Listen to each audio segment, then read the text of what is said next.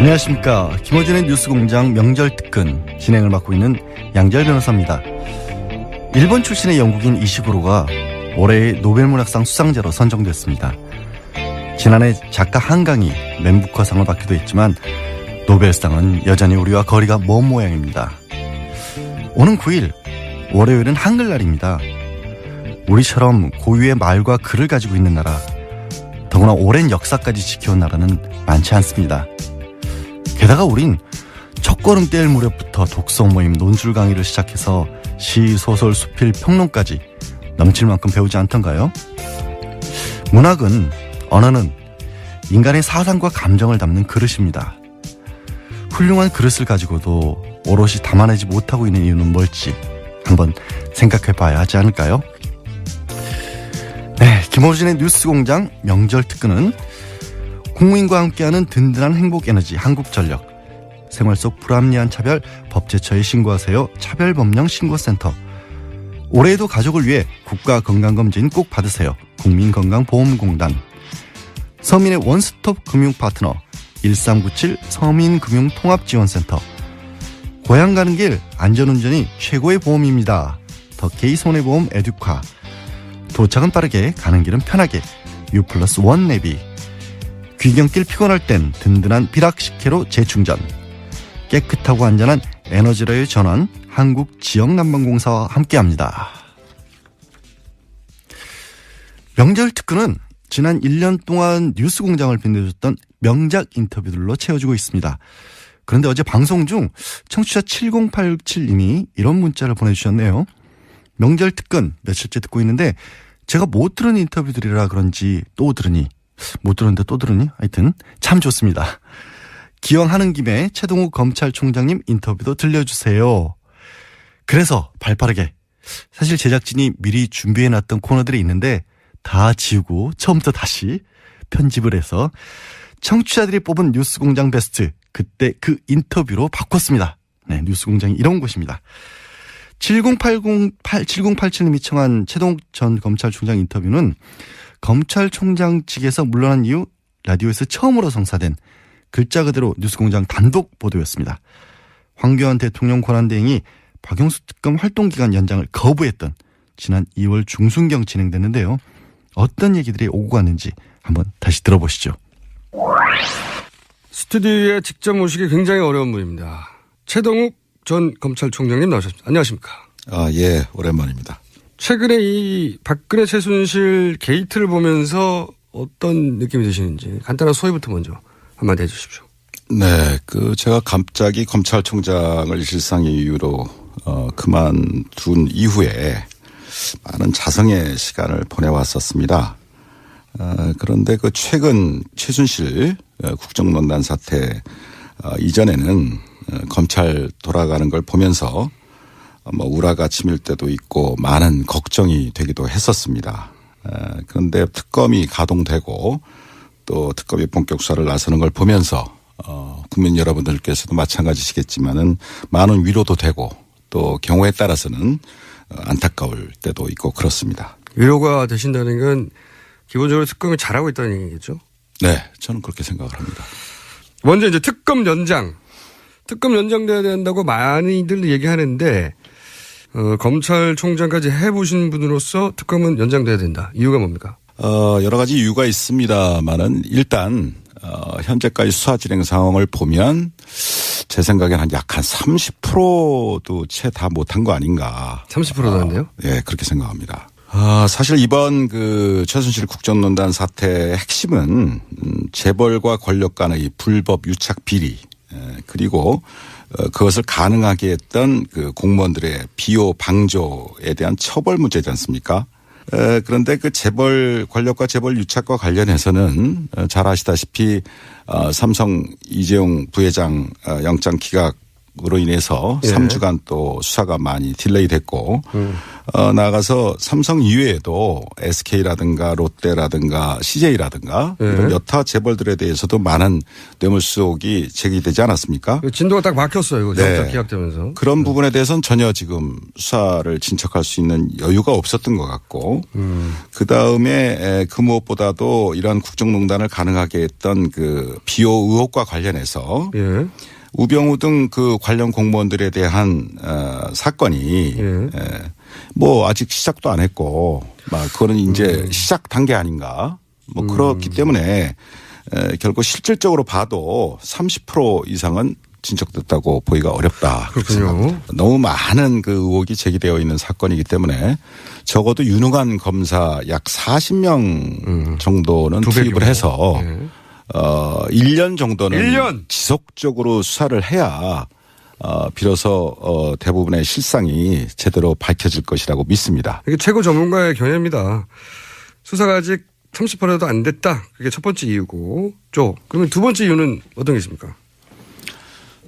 어차피 뭐 특검법이란 건 한시법이고 제한된 법정 기간 내에만 특검이 수사를 할 수 있는 것인데 지금 70일이 다 돼가고 그다음에 30일을 만약에 연장이 안 돼서 2월 말까지 특검 수사 활동이 종료가 된다면 이 특검에 수사하고 있었던 이 모든 사건들은 다시 검찰의 손으로 넘어가게 됩니다. 네네.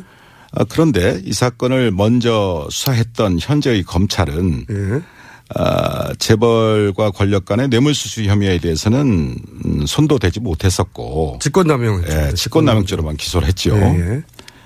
또 우병우 등 그 관련 공무원들의 비호 방조 의혹에 대해서는 막 제대로 수사도 하지 못한 채 특검한테 사건을 전부 이관하는 지금 그런 상황이 되지 않았습니까?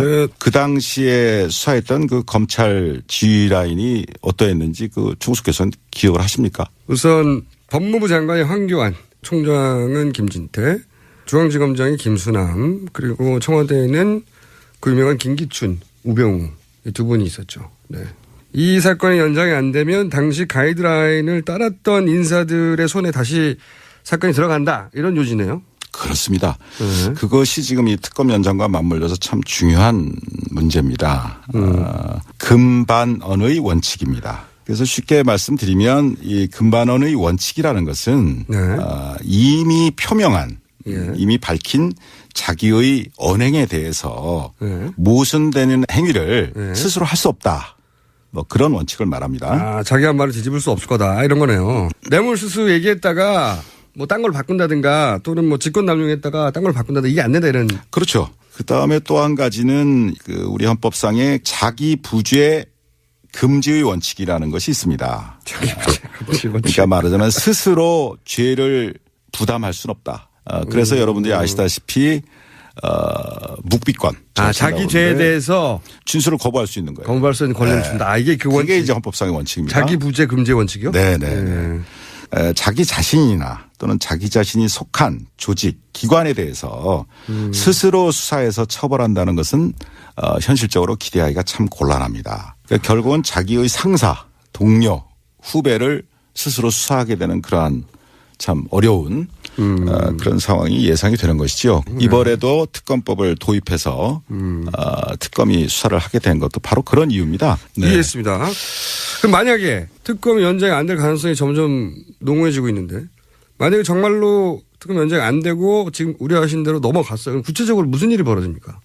수사를 하다 보면 가장 중요한 것은 수사 기밀의 유지입니다. 그렇겠죠. 수사 기밀의 유지고 또 수사 기밀이 유출이 되면 그 수사와 관련된 이해 관련자들이 여러 가지 측면으로 작용을 하게 됩니다. 증거를 조회하거나 인멸하거나 뭐 대답을 준비하거나 또 압력을 넣는다거나 뭐 여러 가지 문제가 있기 때문에 그 부분이 굉장히 중요한 것인데 특검법은 이제 그걸 보장하고 있는 거죠. 독립성을. 그런데 특검 이전의 검찰로 다시 돌아가게 되면 그때그때의 수사 상황이 비호 방조 의혹을 받고 있는 황교안 대행이나 또 김수남 총장에게 보고되겠죠. 당연히. 그렇게 되고 뭐 그렇게 되면 경우에 따라서는 수사를 방해하는 가이드라인이 다시 작동할 수도 있고 또 거꾸로 수사검사들에게 영향과 압박이 내려가게 될 것이고 뭐 한마디로 의혹 대상자들이 수사를 지휘하는 참 웃지 못할 그러한 특검 이전의 상황으로 돌아갈 수 있다는 것이죠. 속속 이해가 되고 있습니다. 자, 그러면 두 번째 사안. 이재용 그 부회장 영장요. 이게 이제 1차 기각됐었거든요. 이렇게 기각하는 게 맞습니까? 어떻게 보세요? 권력과 재벌이 유착된 이런 대형 사건들의 경우에는 통상적으로 장기간에 걸친 치밀한 계획 아래 합법의 가면을 쓰고서 공조직 등의 다양한 채널을 동원해서 입체적으로 이루어지게 됩니다. 또 더 나아가서 사후에 문제가 생겼을 경우에도 그 과정에서 벌어진 개별적인 행위들은 전부 합법적이고 공적이고 하는 그런 탈을 쓰게 됩니다.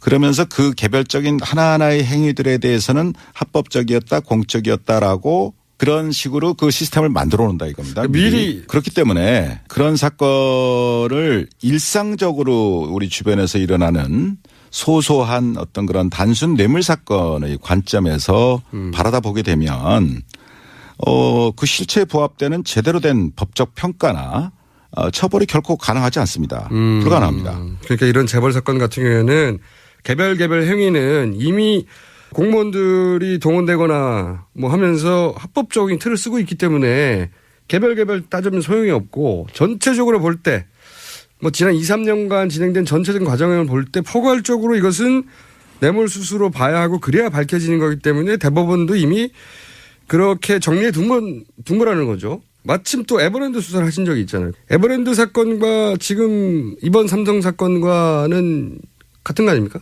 본질적인 차이가 있습니다. 두 사건에는. 아, 그래요? 네. 어떻게 있습니까? 물론 삼성그룹의 지배권을 승계시키거나 강화한다는 측면 또 그로 인해서 경제적인 이득을 봤다는 면 뭐 그런 것은 공통점이 있습니다. 그렇죠. 그래서 같아 보이는데. 네. 그러나 에버랜드 사건의 경우는 우선 삼성 계열사, 그러니까 삼성그룹 내부죠. 삼성 계열사와 그 투자자들만 손해를 본 사건입니다. 아, 그렇죠. 일반 국민이 아니고. 그렇죠. 삼성 계열사와 그 투자자들, 예. 즉 에버랜드의 주주들입니다. 이 사람들이. 예. 그러니까 삼성 계열사가. 예. 그럼 삼성 계열사가 손해를 보면서 본 사건인데 삼성 계열사가 손해를 보니까 삼성 계열사에 투자한 투자자들도 손해를 보게 된다는 거죠. 그렇죠. 그런 의미에서 삼성 계열사와 그 투자자들만 손해를 봤죠.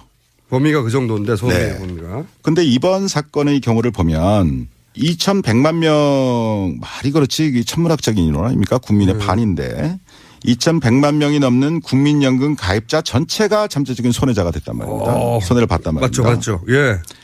그다음에 그 수법을 보더라도 단순히 그 삼성그룹 내부의 문제로 해치운 게 아니라 뇌물 공여까지 해가면서 국가기관을 총동원했다 이겁니다. 아. 그게 본질적인 차이가 있어요. 예리한 분석입니다. 이거. 그러니까 손해의 범위 또 수법 면에서 두 사건은 굉장한 차이가 있다. 즉 한마디로 손해의 범위는 굉장히 국민 대다수로 광범위해졌고 또 수법 또한 매우 대담해졌다 이겁니다. 그래서 제가 이전에 에버랜드 사건을 수사했던 경험과 이번에 언론 보도를 통해서 쭉 느껴지는 것은 재벌들을 처벌해야 할 때 제대로 처벌하지 않으면 시간이 갈수록 그 폐해는 그 손해는 더욱 커지고 그 수법 또한 아주 악질적으로 진화한다 이러는 겁니다. 방법이 굉장히 진화한다 이거예요. 법보다도 더 앞서갑니다. 그렇죠. 더 대담해지고 더 악질적으로 변했어요. 그런데 이번에도 틀림없이 얘기 나올 텐데 이 재벌 총수 구속하면은 국가 경제 악영향이 있다 이러면서 이제 구속하지 말라고 그러잖아요. 이 부분은 직접 재벌 총수를 구속시켜본 경험이 있는 분으로서 어떻게 생각하십니까? 정몽구, 최태원, 김순년 등 그 재벌 총수가 구속된 이후에 뭐 현대자동차든 SK든 한화그룹이든 기업 가치가 하락하거나 대외 신인도가 추락해서 국가 경제가 더 어려워졌었습니까? 그렇다고 아니죠. 생각하세요? 이거는 실제 사례를 들어서 반박하면 되는군요. 그러면 삼성 부회장이 이재용 부회장이 구속됐다. 그러면은 어떤 영향이 있을까요? 국경제에?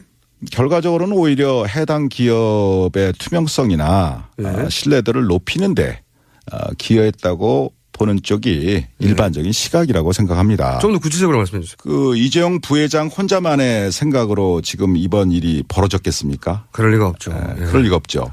무수한 법률가들, 많은 전문가들이 오랜 연구와 기획 또 경우에 따라서는 조직적인 로비들이 있었기 때문에 가능한 거 아니겠습니까? 당연히 그렇겠죠. 그런데 예를 들면 이재용 부회장이 원칙대로 구속이 된다면 삼성 내부에서도 다시는 이런 식의 발상이나 시도는 엄두도 못 내는 상황이 될 거다 이런 얘기입니다. 그래서 이재용 부회장의 구속은 우리나라 재벌들 나머지 재벌들 저체에게도 큰 시그널을 보낸다 이겁니다. 정경유착은 삼성 부회장 한 사람 구속으로 해결될 수도 있겠네요, 이게. 제가 볼 땐 그럴 수도 있습니다. 아무리 경제 권력이 강하다 하더라도 합법 경영을 하지 않으면 예외 없이 총수가 구속될 수 있다. 그렇죠. 라는 시그널을 보낸다는 얘기입니다. 그것만 되면 돼요. 이 얘기해야 되겠네요. 황교안 이런 말 했어요. 윤석열 검사가 자천된 것은 댓글 수사와는 상관이 없고 종합적으로 볼 때 자질의 문제가 있어 자천된 거다. 이런 식으로 말했단 말이죠. 여기에 대해서는 당시 댓글 수사를 총지휘하셨던 검찰총장이고 그리고 그로 인해서 자천됐다고 알려진 윤 검사에 대해서 이 황교안 대행의 논평에 대해서 한마디 하셔야 될 것 같은데요. 제가 그 국회 대정부 질의 과정에서 황 대행께서 그렇게 답변하시는 기사를 하셨다는 보도를 보고 누가 누구를 평가하나. 이 윤석열 검사는 지금 뭐 특검팀에서 열심히 뭐 쥐야창창 수사를 하고 있는 것 같은데 아주 치밀하고 해박한 법률 전문가입니다. 그다음에 어떤 법과 원칙에 어긋나는 것 거기에 대해서는 단호히 거부합니다. 오케이. 저한테도 많이 거부했어요. 한마디로 제가 말씀드린다면 문무를 겸비한 훌륭한 검사다. 문무를 겸비한. 네. 문무를 겸비한 훌륭한 검사다. 뭐 그런 표현을 하고 싶습니다. 마지막으로 어렵게 스튜디오 직접 나오셨는데 혹시 하고 싶은 이야기 있으면. 제가 뭐 대한민국 검찰은 2,000명이 넘는 검사를 포함해서 10,000명이 넘는 방대한 수사 인력을 가진 강력한 수사기관입니다. 수사 역량 면에서 100분의 1도 안 되는 20명의 특검 검사들이 불과 몇 달이라는 짧은 단기간에 이전 검찰의 수사보다는 비교할 수 없을 정도의 성과를 내고 있지 않습니까?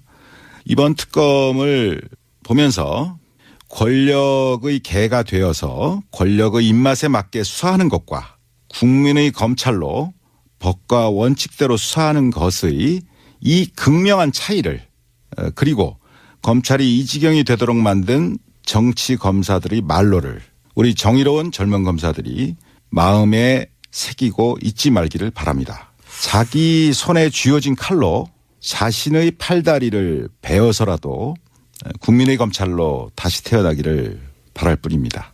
마음에 와닿는 마지막 말씀이었습니다. 지금까지 어렵게 모신 최동욱 전 검찰총장이었습니다. 감사합니다. 감사합니다.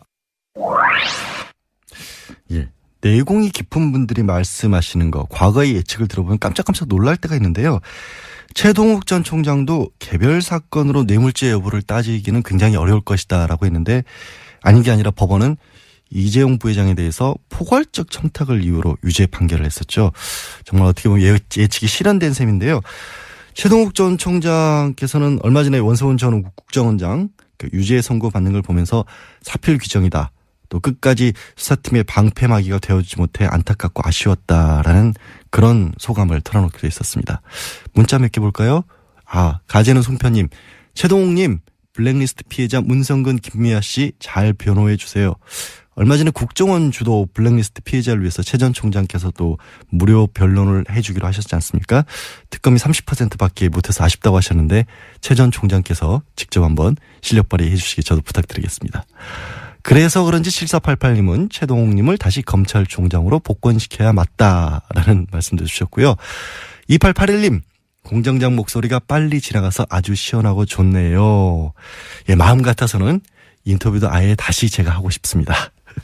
골반 잡자 바로 잡자 바디로직 허리 통증 바로 잡자 바디로직 몸매 교정 바로 잡자 바디로직 자세가 좋아지는 골반 교정 타이즈 바디로직 검색창에 골반 교정 바디로직 딱딱한 남성 골반, 허리에도 역시 바디로직입니다. 바디로직의 효과를 못 느끼셨다면 100% 환불해드립니다. 자세한 환불 조건은 홈페이지를 참조하세요. 아, 또 떨어졌어. 너 또 입사 시험 봤어? 아니, 차량용 핸드폰 거치대 말이야. 여러 개 사봤는데 실패의 연속이야. 떨어지고 시야 가리고 운전석에서도 멀고 뭐 좋은 거 없을까? 싼 것만 찾으니까 그렇지. 제대로 된 거 하나 사서 편리하게 쓰는 게 더 낫지. 그런 게 있어? 그럼 있지. 1, 2, 3 할 때 2.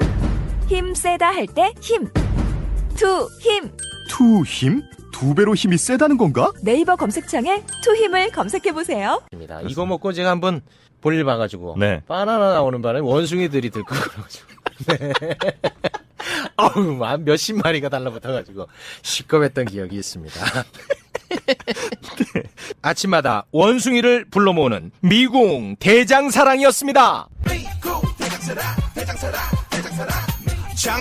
장실 굿모닝 화장실 바나 굿모닝 바나나. 미궁 대장사랑 건강기능식품 광고입니다.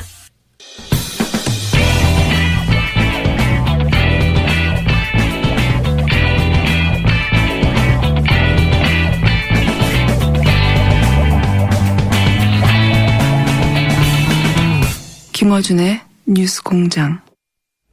네, 명절 특근 2부 진행하겠습니다. 문자들이 조금씩 들어오고 있긴 한데요.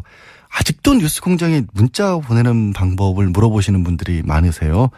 아니, 얼마 전에는 심지어 유럽에서 문자 보내는 법을 모르겠다면서 엽서를 보낸 분도 계셨다는데, 아니, 공장장은 아직까지도 이걸 알려주지 않고 있다는 게 말이 됩니까?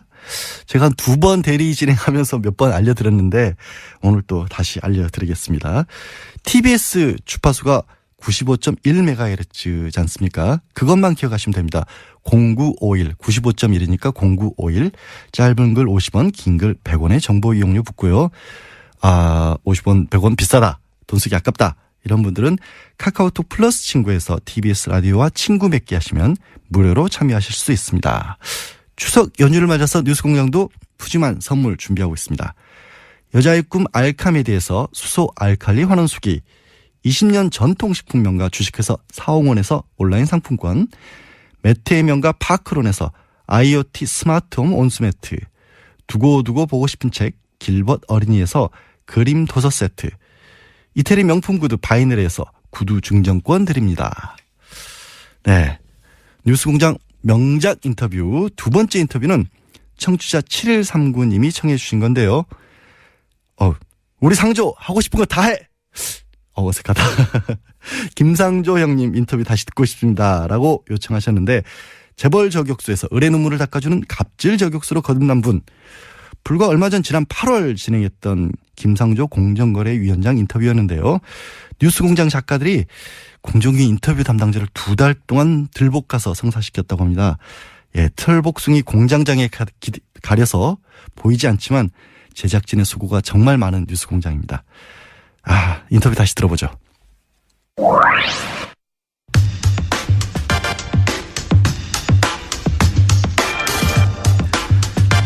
우리 사회 을들이 비명을 지르는 건 공정위가 일을 제대로 안 해서다.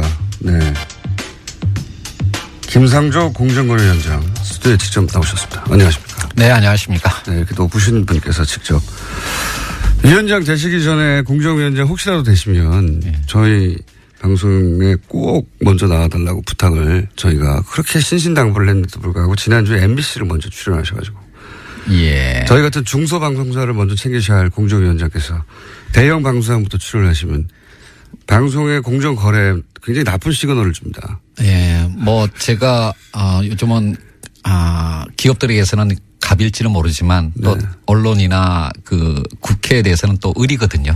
저도 눈치 봐야 할 때가 많습니다. 대형 방송사부터 출연하면 안 되는 거거든요. MBC 얼마나 큽니까? TV에서 건물 달랑 하나예요. 조그만 거. 그래도 김어준 총수의 영향력은 MBC 못지않다고 생각을 하고 있습니다. 그럼 먼저 오셨어야죠, 여기를. 네, 섭섭합니다. 예, 알겠습니다. 요즘 제가 언론을 보다 보면, 공정위가 이렇게 힘이 센 곳이었나. 공정위가 뭐 하는지 모르는 사람 진짜 많았어요. 예. 공정위가 뭐 하는 데입니까? 일단 설명해 주십시오. 말 그대로 공정한 시장 경제 질서를 확립하는 것을 조직의 책무로 하고 있는 중요한 기관이고요. 네. 다른 나라에서는 정말로 중요한 역할을 하고 있는. 다른 나라에서는 뭐 담합이라든가 기업들이 벌벌 떠는 조직이 원래 공정위 아닙니까? 그렇습니다. 미국 같은 데서는 공룡 기업을 분할 명령을 내리기도 하고. 분할해라? 예. 그러니까 AT&T라고 장거리 전화를 독점하고 있던 회사를 4개로 쪼개는 국가전법 때문에. 네, 그렇습니다. 그런 역할을 하기도 했었죠. 예. 자본주의 사회인데 예. 스스로 성장한 기업을 니네가 독과점이니까 공정거래 거스리니 분할해라 이런 적이 있었어요? 네, 미국에서 그런 적이 있었습니다. 뭐 그럴 정도로 힘이 세고요. 예. 그게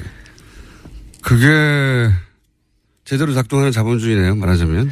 사실 우리나라 공정거래위원회도 선진국의 경쟁당국이 하고 있는 좁은 의미의 경쟁 정책에 대해서는 굉장히 열심히 일을 해왔습니다. 좁은 의미라 하면? 그러니까 이제 말 그대로 독점 또는 이제 담합 이제 이런 거를 그러니까 규제하는 역할이고요. 그래서 사실 어제 언론 보도에도 났습니다마는 GCL이라고 이런 세계의 경쟁 당국을 평가하는 기관에서 우리나라 공정위를 최우수 경쟁 당국으로 평가를 했고요. 아시아에서는 유일한 평가를 받은 기관입니다. 근데 우리나라에서는 공정위가 이렇게 다른 나라에서 보는 것처럼 좁은 의미의 경쟁 당국으로서의 역할만을 하는 것이 아니라 우리 사회에서 논란이 되는 것처럼 재벌 개혁이나 또는 이제 갑을 관계를 개혁하는 이제 이런 부분이 공정위에게 추가로 과제로 주어져 있는 것이죠. 그래서 우리나라 국민들은 아마 공정위 하면 다른 나라의 국민들이 생각하고 있는 그런 과제들보다는 재벌 개혁과 갑을 관계 해소 이제 이런 쪽을 먼저 생각할 수밖에 없는 상황이었고 이제 그런 측면에서 그동안 공정위가 국민의 기대에 걸맞는 역할을 하지 못했던 것이 이제 공정위에 대해서 비판이 일부 있었던 원인이라고 할 수가 있겠습니다. 일부 아니고 많이 있었습니다. 제가 지금 현직 공정거래위원장입니다. 그렇게 평가하시면 제가 조직에서 영이 안 섭니다. 예. 아니 근데 지금 공정위에서 일하시는 분들은 굉장히 뿌듯할 것 같아요. 공정위에 이렇게 주목받은 것도 처음이고 사실은 공정위원장 누군지 이름 기억 안 나거든요. 이제는 공정위원장 누군지 다 알고 그리고 공정위가 하는 일에 대해서 시민들의 박수도 많고 응원도 많고 그러니까 힘이 나지 않습니까? 직원들 말씀을 들어보면 한편으로는 이렇게 주목받은 적이 없었으니까 뿌듯하다라는 말씀도 하시고 그다음 앞으로 더 잘해야 되겠다는 각오를 밝히기도 하는데 한편으로는 또 제가 과거에 이제 공정위가 국민의 기대에 맞는 역할을 하지 못했다라고 비판하면서 내부 혁신을 하자라고 얘기할 때는 또 나름 그러니까 좀 무섭기도 하고. 예, 그런 양면의 어떤 감정을 느끼고 있는 것 같습니다. 아니, 근데 공정위원들은 그 위원장님을 뭐랄까요. 상대하기 굉장히 쉬울 것 같은 게 오늘, 저희는 이제 위원장님이니까. 적어도 수행원 몇 명과 함께 대리 운전을 해서 오실 줄 알았더니 혼자 운전해가지고 지하 4층에 혼자 어슬렁거리는 걸 저희 작가들이 뛰어내려서 주워왔어요. 그렇게 표현하시면 안 되고요. 그리고 그 유명한 가방 있지 않습니까? 예. 가방 들고 다 떨어진 거. 그거 바꾸시지도 못하죠, 이제.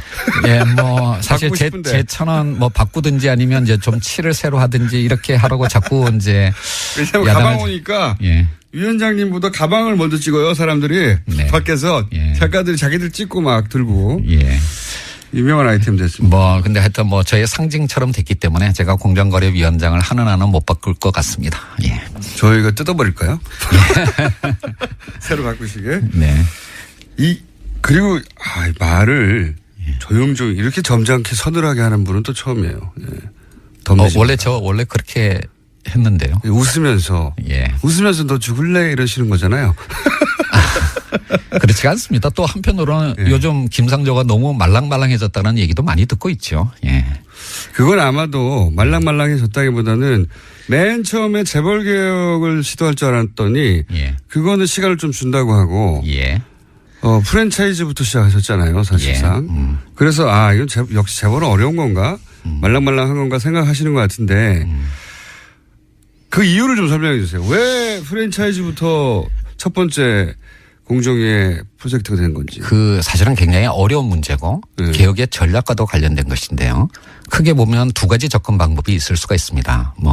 옛날에 사회주의 국가의 체제 전환 경험을 비춰본다면 러시아처럼 빅뱅 전략으로 가장 핵심적인 과제부터 먼저 하는 전략이 있을 수가 있는 거고. 삼성을 쾅 때린다든가. 네, 뭐 그렇게 접근할 수도 있는 거고 또 하나는 이제 중국의 만만디 전략처럼 주변에서 이렇게 성과를 만들어가는 그런 전략이 있을 수가 있는데 아마 빅뱅 전략을 취한다면 재벌 개혁을 가장 먼저 해야 되겠죠.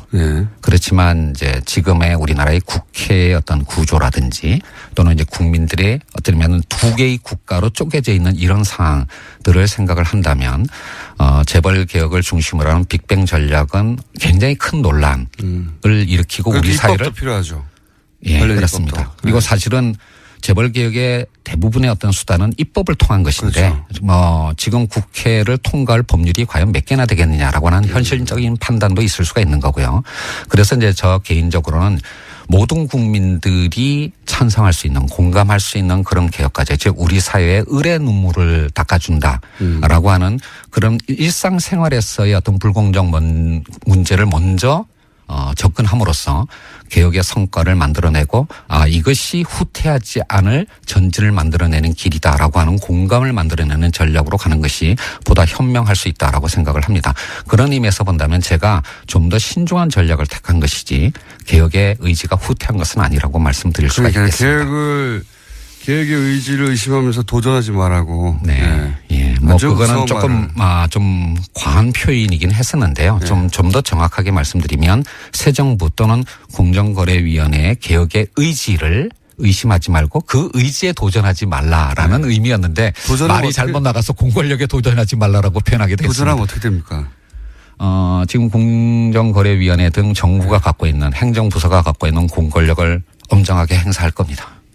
청동원에서. 네. 그리고 사실은 개혁을 아무 표정도 없이 이렇게. 개혁을 완성하기 위해서는 새로운 법과 제도를 만들어야 되지만 현행 법률의 엄정한 집행만으로도 할 수 있는 것들이 굉장히 많습니다. 그 점을 잊지 마시기 바랍니다. 아니, 이렇게 점잖게 서늘하게 까불면 죽는다는 말을 하시는 분은 처음 봤어요. 도전하지 마라. 아닙니까? 도전하지 마라. 그 청문회. 예. 청문회를 처음 당해보신 거잖아요. 당연히 그렇습니다. 예. 네. 부적격 후보였어요. 기억하시는지 모르겠는데. 네네. 예. 청문 보고서 채택을 거부했습니다. 이 사람은 절대 안 된다고. 네. 절대 안 되는 분으로 지목당하신 거죠, 그때. 예.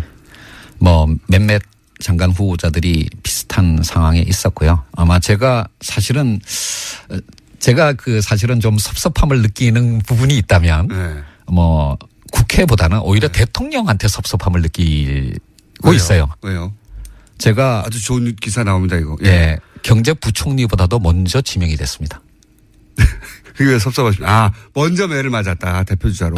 그렇죠. 그러니까 제가 국무총리 다음에 지명된 장관 후보자였습니다. 이런 거죠. 김상조 정도면 청문회 가서 맞을 게 없다. 대표주자로 가서 대표로 매를 맞대 김상조 위원장 정도면 뭐 쉽게 통과하겠지 하면서 대표 선수로 내보낸 거죠. 검증 과정에서 사실은 뭐 몇 가지가 제가 인정한 것도 있었고요. 사실은. 그런데 이제 뭐 대통령께서는 새 정부의 개혁의 상징으로서 아마 공정거래위원장으로 저를 이제 지명하신 것 같은데. 왜 섭섭하십니까, 그게? 이제 그러다 보니까 집중 포화를 받게 된 것이죠. 그러니까요. 쌤통이네요. 정말로 저도 사실은 지명을 받고 난 다음에 갑자기 이제 연락을 받았는데요. 이거 경제부총리보다도 먼저 지명돼도 되나 이제 이런 어떤 우려를 했고요. 그리고 그 우려가 현실이 됐던 겁니다.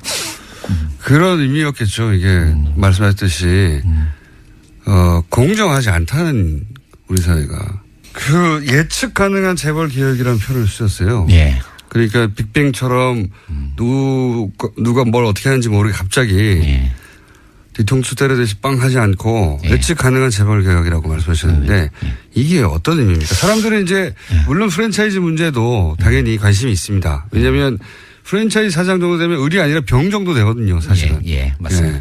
그 위에 대기업이 있고 그다음에 프랜차이즈가 있고 그다음에 자기들은 병 정도 된다라고 생각하잖아요. 그래서 을병 관계 정도를 지금 정리하시고 있는 거잖아요. 말하자면. 그렇죠. 이제 갑에 해당하는 재벌 개혁에 대해서 제가 일반 국민들이 저에 대해서 갖고 있는 상식과는 다른 어떤 말을 하고 행보를 보이고 있는 이유가 있습니다. 그래서 말랑말랑하다고 지금. 예. 그렇죠. 네. 사실은 한 10년 전부터 그러니까 2008년 크라이시스가 터질 때부터 사실은 글로도 이제 여러 차례 표현을 했는 크라이시스요? 위기요? 위기. 네. 죄송합니다. 2008년 글로벌 금융 위기 이후부터 제가 글로도 많이 썼던 건데요. 흔히 우리나라의 재벌하면 30개 그룹을 얘기를 합니다. 하지만 그 재벌 내에서도 양극화가 진행이 되었고요. 사실 재벌 내에서도 양극화가 있어요? 예, 30대 재벌 자산의 절반을 4대 그룹이 차지합니다. 상위. 그러니까 30개 그룹이 아니라 사실은 4개 그룹이라고 표현하는 게 맞습니다. 그리고 그 최상위 4개 그룹을 빼고 나머지 중견 하위 그룹의 경우에는 개혁보다는 구조조정이 우선 과제입니다. 그러니까 과거에 한국 경제가 성장해왔던 그 모델이 그 방식이 이제 유효성을 가지지 않으면서 상당수의 그룹들이 잠재 내지는 현실적인 부실 상황을 보이고 있고요. 이런 4대 그룹 이후 4대 그룹에 안 들어가는 우리가 흔히 재벌이라고 부르는 것들은 상황이 그렇게 좋지는 않나 보네요. 예, 굉장히 좋지 않습니다. 그 4대 그룹 이하만 따진다면 3개 중에 하나는 시리어스한 진지한 구조조정. 예, 죄송합니다. 예, 아주 그러니까 진지한 구조조정 작업을 해야 할 상황에 처해 있다라고 할 수가 있고요. 이제 그렇기 때문에 30대 그러니까 이제 흔히 공정거래법이 지금까지 만약에 재벌들 예를 들어서 4대 그룹 이에 들어가지 않는 30대 재벌들이 그런 얘기 했으면 엄살이라고 했을 거예요. 근데 이제 위원장님이 얘기하니까 진짜 위기는 맞나 보네요. 예, 그렇습니다. 올해 들어와서 예상보다는 그러니까 세계 경제와 한국 경제의 어떤 상황이 조금 좋아지고는 있지만 이게 과연 이렇게 계속 경기가 회복될 거라고 장담할 수가 없다라고 하는 것은 다들 알고 계신 거 아니겠습니까? 그렇죠? 경기가 조금 다시 나빠지기 시작한다면 잠재됐던 부실이 다시 수면 위로 올라올 그런 어떤 상태에 있는 그룹들이 상당수 있습니다.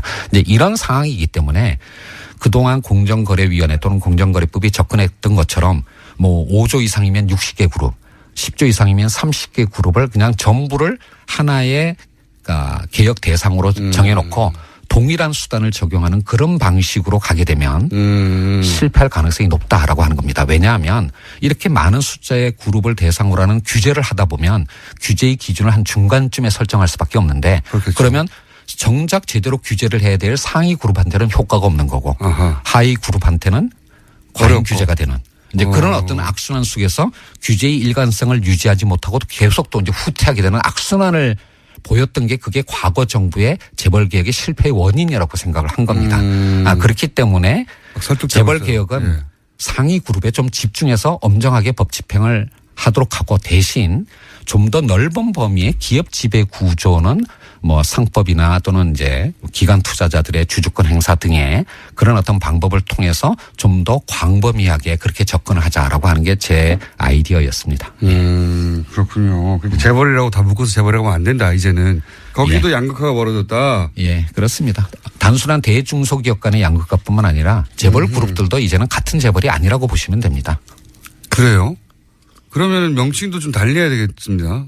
설득되고 있어요. 제가 잘 모르는 분야이기 때문에 그런 건지. 예, 제가 총수님을 설득할 수 있으면 비교적 잘하고 있는 거라고 생각을 합니다. 설득되고 있습니다.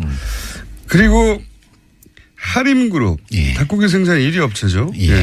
하림그룹을 사실상 첫 대상으로 해서 조사에 들어가셨잖아요. 왜 여기가 중요합니까? 사실은 이것도 많은 분들이 오해하시는 건데요. 사실 공정거래위원회가 올해 초에 업무 계획으로 45개 민간 재벌측가 총수가 있는 저 같은 45개 그룹을 대상으로 서면 실태 조사를 이미 했습니다. 그러니까 새 정부가 출범하기도 전에 이미 그래서 이제 제가 취임할 즈음에 그 서면 실태 조사가 대충 마무리된 상황이었고요. 그래서 저는 운이 좋았던 거죠. 그 결과를 받아서 일감 몰아주기의 혐의가 좀 강하게 나타나는 지금 뭐냐면 서면 조사만으로는 현실을 알기는 어려우니까 이제 현장 조사를 나가야 되지 않겠습니까? 이제 그런 현장 조사를 나갈 수 있는 서면 조사 결과가 제가 딱 취임하면서 제 손에 쥐어진 겁니다. 그래서 이제 대상이 되는 그룹들이 이제 여러 개가 있었는데요. 그 중에서 지금 몇 개의 그룹을 조사한 할 예정이다 또는 조사하고 있다 이런 말씀은 절대 드릴 수가 없습니다. 예, 이런 개별 기업에 대한 조사는 언제까지나 확인도 부인하지 않는 그런 입장을 갖고 있는데요. 뭐 하림의 경우에는 이미 언론 보도가 된 상황이고 뭐 일감 몰아주기 부분과 함께 일감 몰아주기가 왜 나쁜지 좀 설명해 주십시오. 이거는 이제 재벌의 어떤 부와 경영권의 승계와 관련된 문제인데요. 뭐 다들 아시는 것처럼 옛날에는 그냥 공익재단을 이용하기도 하고 물타기 증자를 하는 게 1세대 방식이었습니다. 그러다가 이제 요즘 논란이 되는 이재용 부회장 등등의 뭐 전환사채라든지 같은 이제 주식과 연계되는 회사채를 이용하는 그런 방식이 2단계였고 일감 몰아주기가 이제 부의 편법 승계의 3단계쯤 해당하는 어떤 방식이라고 할 수가 있는데요. 왜 그렇습니까? 그러니까 이제 그룹이다 보니까 그러니까 그룹 계열사의 물량만으로도 상당한 정도의 일감을 마련할 수 있는 그런 사업들이 꽤 있습니다. 가장 대표적인 것이 물류라든지 아니면 계열사들의 전산 관리 이런 것들은 뭐 수십 개의 계열사가 있는 그룹 정도라면 그룹 계열사의 물량만으로도 충분한 정도의 회사 경영이 가능하지 않겠습니까? 그런 회사가 있는 것은 당연한 건데 그 회사의 주식을 총수일가가 가는 겁니다. 그래서 계열사의 물량을 몰아줌으로써 거기서부터 발생하는 어떤 수익을 계열사가 아니라 또는 계열사의 주주들이 아니라 총수일가가 가져간다라는 것이 이제 일감 몰아주기의 본질인데요. 이것이 가지는 의미는 두 가지입니다. 첫 번째는 부와 경영권의 편법 승계의 씨앗이 된다라고 하는 것도 문제이지만 그 돈으로 또 자기 주식을 늘릴 수 있으니까요. 그리고 이제 대를 이어서 승계를 하는 문제가 있는 거예요. 그런데 두 번째 보다 심각한 문제가 있습니다. 바로 이런 일감 몰아주기가 주로 이루어지는 영역이 작은 어떤 중소기업들이나 영세 자영업자들이 밀집되어 있는 영역이에요. 그게 어떤 의미죠? 그러니까 골목 상권 문제, 그러니까 대형마트 또는 물류 또는 그러니까 건물 관리 또는 이제 그 전산 관리 이제 이런 쪽이 사실은 중소기업들이나 자영업자들이 해야 할 영역인데 여기에 이제 총수일가가 주식을 갖고 있는 회사가 뚝 들어가 버리면 거기가 완전히 생태계가 황폐해지는 겁니다. 예를 들면 한때 뭐 90년대까지만 하더라도 우리나라 대학의 전산학과가 공대에서는 가장 인기 학과였습니다. 지금은 가장 인기가 없는 학과가 됐습니다. 왜냐하면 전산학과를 졸업해봐야 재벌 계열사의 하청업체밖에 직원밖에 비정규직 직원밖에 안 된다는 걸 이미 알게 된 것이죠. 이런 식으로 했기 때문에 인터넷 강국인 한국이 제대로 된 전산관리 회사가 하나도 존재하지 않게 된 것입니다. 다 구멍가게 역할밖에 안 되니까요. 이렇게 쉽게 설명하시지. 그래서 예, 사실 공정거래위원회가 지금까지 많이 낯설었죠. 기업만 대상으로 하는 거지 국민의 삶을 공정하게 한다는 그런 인식이 좀 부족했던 것 같은데요. 공정거래위원장 말씀처럼 일상생활에서 의뢰의 눈물을 닦아주겠다. 정말 고마운 말씀이었고요. 그런 효과 덕분인지 이제는 공정위가 하는 모든 행동을 국민들의 관심 가지고 지켜보고 있습니다. 치킨값 원가 공개에서부터 대기업 개혁에 이르기까지 경제검찰 공정위 해야 할 일 정말로 많습니다. 네, 김상주 위원장님 파이팅 하시고요. 문자 소개를 해드려야 되는데 제가 아까 잘난 척하면서 공장장은 소개 안 해주는 문자 전화번호를 알려드린다고 했는데 8420-8260님이 따끔하게 지적해 주셨습니다. 샵을 앞에 넣어야 한다. 샵 0951. 예. 95.1MHz의 0951인데 앞에 샵을 넣으셔서 샵 0951 하셔야 됩니다. 유연영님, 방송 듣다 가끔 답답할 때도 있었는데 드디어 문자를 남길 수 있게 되었네요. 네. 3954님, 김상조 공정거래위원장님, 겸허한 공직자로의 자세 많이 배우고 알게 돼서 좋은 시간이었습니다. 네, 김보라님 연말에 귀국하는 애청자시라는데요. 얼마 전 1주년 기념 공개방송 못 가서 아쉬웠는데 연말에 연말 특집 한번 꼭 해주세요. 어차피 김어준 공장장이 하는 거니까 부담 가지 마시고 일단 나 몰라라 한다고 질러주면 뭐 김어준 공장장 별 수 있겠습니까? 네, 연말에 공개방송 하겠습니다. 네, 저는 모릅니다. 양지열 삼행시를 4426님이 보내주셨어요. 양심에 어긋나는 일 하지 않고 의를 세우는 변호사 겸 진행자. 이거 닭살을 돋으려고 하는데 끝까지 읽겠습니다. 지혜롭고 편안한 진행자, 열혈 팬들을 위해 한가위도 쉬지 않고 나와 세상에 들려주는 멋진 진행자라기보다는 청취자분들이 계시기 때문에 저는 그냥 나와서 진행할 뿐입니다. 괜히 골랐다. 너무 감사드리고요. 김어준의 뉴스공장 명절 특근 3부 시작합니다. 저는 양재열 변호사고요. 응원 문자를 계속 많은 분들이 보내주고 계세요. 0323님, 양재열 변호사님네요. 추석 연휴에도 진짜 수고 많으세요. 보내주셨고, 그 밖에도 5199님, 2836님, 3362님, 많은 분들이 저를 응원해주고 계시고요. 1954님, 오늘 알았어요. 문자 보내는 걸. 60대 뉴스공장 열혈 팬입니다. 라고 남겨주셨고요. 그래도 또 공장장을 찾으시는 분들도 여전히 많이 문자를 보내주고 계신데요. 혹시 그 스테이크 드시러 가시면 물어보잖아요. 고기 어떻게 구워드릴까요? 그때 레어로 구워주세요라는 말씀을 불어로 하실 줄 아는 분 계세요 혹시? 제가 왜 이걸 여쭤보냐면요. 공장장이 자기 강아지를 부를 때 부르는 이름이 고기를 레어로 구워주세요를 불어로 한답니다. 그게 도대체 뭔지 모르겠어요. 혹시 불어 잘하시는 분 있으시면 문자 보내주시면 제가 소개시켜드리겠습니다. 아무래도 공장장은 축산협회 CF 모델을 노리고 있는 것 같습니다. 고기를 어찌 그리 좋아하는지. 네, 김어준의 뉴스공장 명절 특근은 국민과 함께하는 든든한 행복에너지 한국전력, 생활 속 불합리한 차별 법제처에 신고하세요. 차별법령신고센터. 올해에도 가족을 위해 국가건강검진 꼭 받으세요. 국민건강보험공단. 서민의 원스톱 금융파트너 1397 서민금융통합지원센터. 고향 가는 길 안전운전이 최고의 보험입니다. 더 K손해보험 에듀카. 도착은 빠르게 가는 길은 편하게 U+1 내비. 귀경길 피곤할 땐 든든한 피력식혜로 지혜충전. 깨끗하고 안전한 에너지로의 전환. 한국지역난방공사가 함께합니다. 뉴스공장 청취자들이 뽑은 다시 듣고 싶은 그때 그 인터뷰 소개해드리고 계신데요. 세 번째는 정말 뉴스공장 레전드급 인터뷰입니다. 최순실 국정농단 사태가 처음 무르익었던 지난해 11월 뉴스공장을 찾아온 익명의 제보자가 있었습니다. 당시에는 승마업계 관계자로만 소개됐지만 사실은 무려 정유라와 함께 승마를 했던 친구의 아버지, 그러니까 정유라 친구의 아빠 하신 거죠.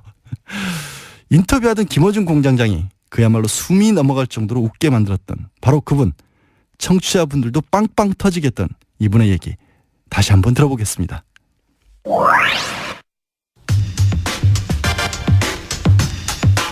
학교 역사상 사실상 최초로 선발한 승마 특기생 정유라에 대해서 이화여대는 그동안 특혜가 아니다라고 해명해왔습니다.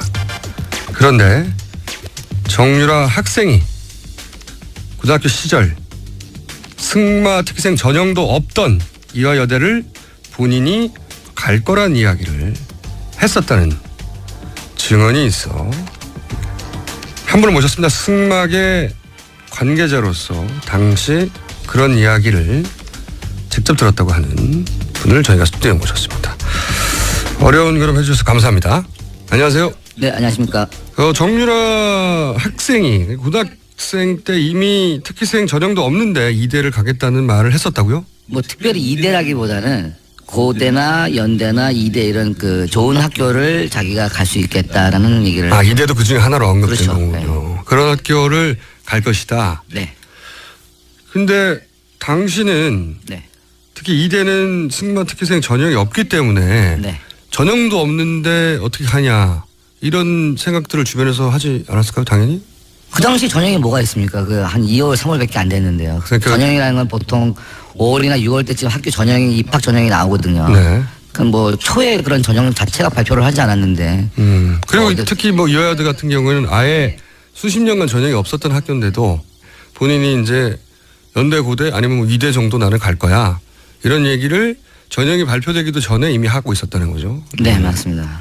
그러면 이제 당연히 주변에서는 전형도 없고 그리고 과거 전례도 없는데 어떻게 저길 간다고 그러지? 이런 생각을 의아하게 생각 안 하셨어요?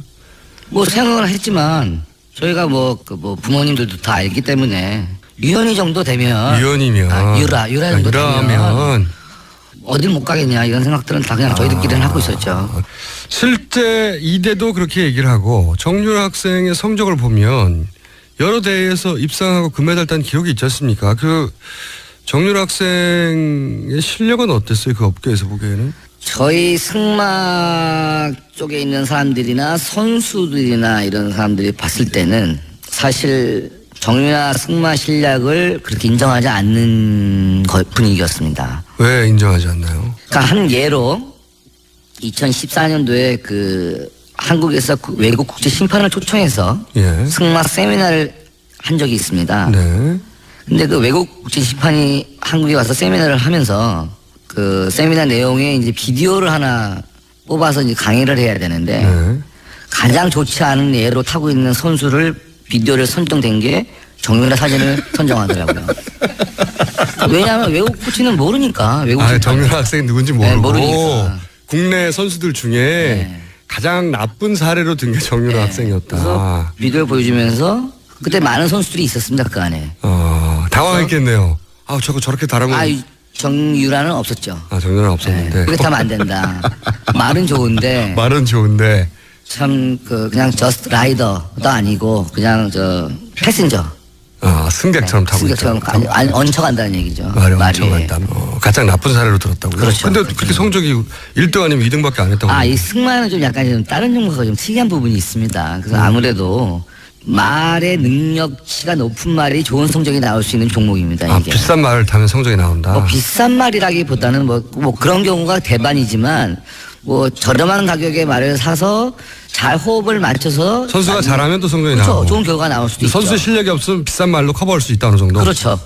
지금 삼성에서 요번에 지금 언론에서 나오고 있는 삼성에서 스폰해준 말 있지 않습니까? 네. 그런 말 같은 경우에는 굉장히 훌륭한 말이거든요. 네. 기본적으로 상식은 정유라가 그 말을 타면 무지하게 잘 타겠나 생각을 할 수 있지 않습니까? 네. 근데 성적은 너무너무 안 나왔잖아요. 국제대회에서. 네. 그런 예를 보듯이 말이 좋다고 해서 기수가 실력이 안 되면 아무리 좋은 말을 갖다 놔도 그 말의 영향을 뿜어내지는 못하는 겁니다. 정유라 선수를 거의 한 10년 가까이 시합하는 모습을 봐왔습니다만 그 아시안 게임에서 금메달 땄을 때가 아마 그 선수의 가장 일생일 때 최고의 실력이 아니었나 싶습니다. 그럼 그 이전의 성적들은요? 일단 결과적으로는 거의 1등을 했어요. 나갔다 하면 1, 2등을 다 해왔고 하지만 제가 이렇게 말씀드려야 될지 모르겠지만 일단은 심판들이 전부 다 같은 편입니다. 그게 무슨 의미입니까? 한국 마장마술 이 판이 워낙에 작아요. 심판도 한 대여섯 명밖에 없고 선수도 한 20명 안짝이고요. 그러다 보니까 서로 간에 다 알고 있는데 정의원이 코치가 심판이지 않습니까? 정유라 학생의 코치가 코치도 심판을 보고 코치도 하고 말도 수입하고 모든 걸 다 해요. 그러면 유현이는 점수가 어떻게 되겠습니까? 못 줄 수가 없죠. 제가 데리고 있는 애인데 못 주면 제가 능력이 안 되는 걸로 나오고 제가 연결해 준 말인데 그 말도 또 성적이 안 나오면 저는 뭐가 되겠습니까? 그렇게 되는 겁니다. 다른 심판들은 또 어떻게 합니까? 유현이 엄마가 워낙 파워가 세지 않습니까? 그래서 만약에 다른 심판들이 점수를 제대로 안 주면 어떻게 되죠? 한 예로 저희가 2014년도인가? 그렇죠. 14년도에 시합을 한번 한 적이 있었습니다. 2014년이면 유현이가 고3 때. 고3의 성적이 중요하죠. 그때 늘 1, 2등을 하고 왔었는데 한 대회에서 1등을 놓쳤습니다. 한 대회에서? 2등, 3등 했죠. 2등, 3등. 1등을 놓쳤는데 엄마가 갑자기 분개하더라고요. 우리 딸이 1등을 못한 거에 대해서. 또 재밌었던 게 제가 그 옆에 있었어요. 마침 현장 오셨군요. 그래서 그냥 가만히 있었죠. 제가 뭐라 그러겠습니까. 그래서 그런가? 그래서 1등 안 됐네. 이렇게 얘기를 했죠. 그랬더니 엄마가 화를 많이 내더라고요. 심판들이 능력도 없는 것들이 심판 본 적도 없는 것들이 알지도 못하는 것들이 건방지게 심판에 들어와서 대도 않는 점수를 준다. 그래서 2, 3등 안 되겠다 저것들. 안 되겠다 저것들. 그러더니 이제 쑥닥쑥닥 하고 그러더니 없어지더라고요. 그러고서 시합이 그리고 한 2-3시간 있다 시합이 끝났어요. 모든 경기가 이제 그날 당일 시합이 다 끝났죠. 끝났는데 갑자기 상주 경찰서 형사분들이 막 시합장에 들어오시는 거예요. 경찰 대회 끝나자마자요? 그래서 우리는 이건 또 뭐야? 아니 시합에 경찰이 왜 와? 누가 뭘 신고를 했나? 별의별 생각들 다 하죠. 누가 또 시합장에서 싸운 것도 아니고. 대회 끝나고 며칠 있다가 아니라 2-3시간 있다가. 바로 어머니와 엄마가 한 말씀 하시고 그날 시합이 한 3-4시간 이제 5시쯤 끝나지 않습니까 오후에. 끝나고 나니까 갑자기 형사들이 막 오더니 심판위원장을 비롯해서 심판들을 다 데리고 가는 거예요. 연행을 했네요.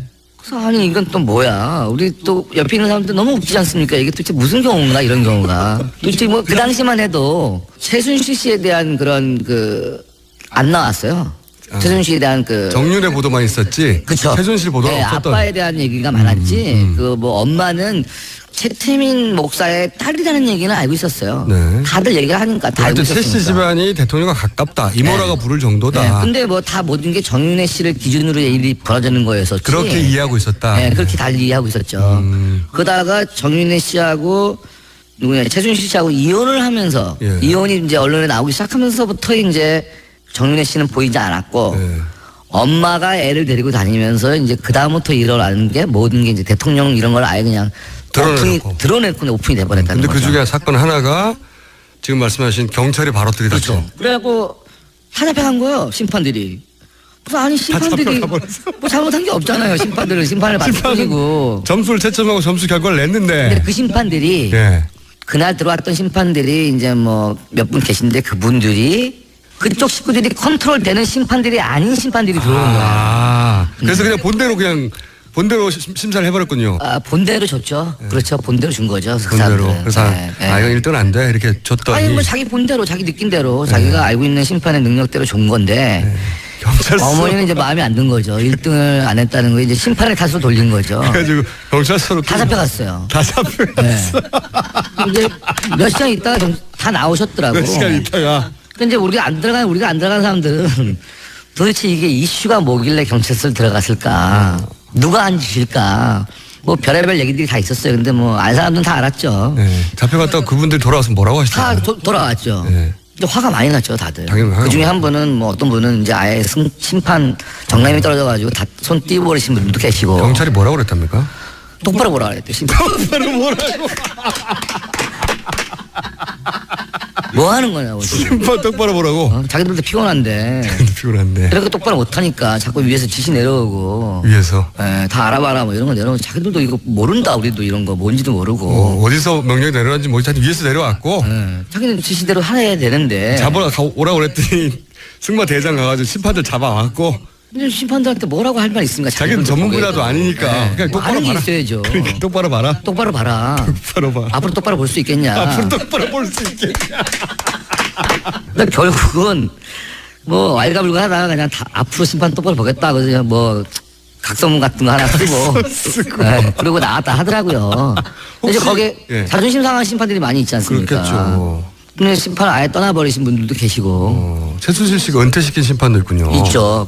그때 그게 그래서 또 그 사건으로 문체부 국장이 날아가는 그 사건입니까? 다는 아니지만 지켜봤죠. 참 해도 너무하는구나. 이거는 정말 아닌 것 같은데 이런 생각이 많이 들었죠. 그러면 정윤아 학생이 특기 전형도 없던 이화여대에 승마로 가는 걸 보고 다른 학부모들이나 업계에서는 저거는 대통령이 힘을 쓴 거 아닌가 이런 생각은 안 하셨어요? 아니 바보가 아니면 다 생각하죠. 그거 아니면 뭐 어떻게 가요? 무슨 수로. 학부모 한 사람의 힘은 절대 안 되는 거죠. 그렇죠. 안 되는 거죠. 요즘은 안 돼요. 이런 거는 절대로 우리나라는. 그리고 이제 일단 운동시키는 사람들 자체도 그런 생각을 안 해요. 아닌 건 아닌 건데 그걸 뭐 억지로 만든다고 해서 가만히 있어요. 학생들이고 뭐 주위에 있는 사람들이. 이제 이 사건 특혜 사건이 불거지고 나서 이대는 아무 상관이 없다고 해명했잖아요. 네. 거기에 대해서 아주 말도 안 되죠. 말도 안 되죠. 아니 우리는 그 당시에 그 입학 전형 보는 애들한테 다 얘기 들었죠. 뭐 금메달을 들고 왔다는 등 시합복을 입고 왔다는 등. 근데 저희들도 그런 입학 전형 이런 거 굉장히 예민해져요. 그런 걸 굉장히 자세히 들여다보고 막 공부를 많이 하는데 고대, 이대, 연대 이런 데는 그런 개인 종목이 일단 기본적으로 김연아나 뭐 이런 그 국민 여동생급 아니면 개인 종목으로는 가기 힘들어요. 축구, 야구, 농구, 아이스하키, 럭비 그 종목 외에는 정말 힘든 부분인데 그런데 거기에서 뭐 이렇게 된다는 거는 뒷배경이 그런 거 아니면은 도저히 불가능하다고 생각을 하고 있죠. 대통령 백이 있으니까 가겠다. 네. 우린 가라. 오히려 가서 너가 물꼬를 터지면 밑에 애들도 받아줄 거 아니냐 앞으로. 안 받아주대. 그다음부터. 오늘 여기까지 하겠습니다. 오늘 말씀 감사합니다. 감사합니다. 진짜 이게 웃음은 나는데 다시 들어도 이게 웃어야 될지 울어야 될지 모르겠습니다. 정유라한테 점수를 낮게 줬다고 심판 똑바로 바라면서 경찰이 현장에서 심판들을 체포해 갔다. 그걸 또 폭로한 방송 인터뷰는 음성 변조로 해야 한다. 정말 나라가 아닌 나라였던 것 같습니다. 예. 9479님이 그러셨네요. 진짜 다시 들어도 정말 어이없고 화나는 일이었던 것 같습니다. 6000님, 권력과 돈만 있으면 뭐든 다 되는 세상이라는 사실에 너무 착잡했어요. 이젠 그런 세상이 아니죠. 6799님, 말덕에 금메달까지 따고 말한테 금메달 돌려줘야 하지 않을까요? 예, 돌려줘야 할 것 같습니다. 정말. 8279님, 최순실과 정유라 거짓말을 시원하게 반박하게 하는 말씀들 해주셔서 사이다처럼 시원했죠. 아니, 임동국님, 양언니 카톡으로 참여해도 소개해 주시나요? 제가 말씀드렸는데요.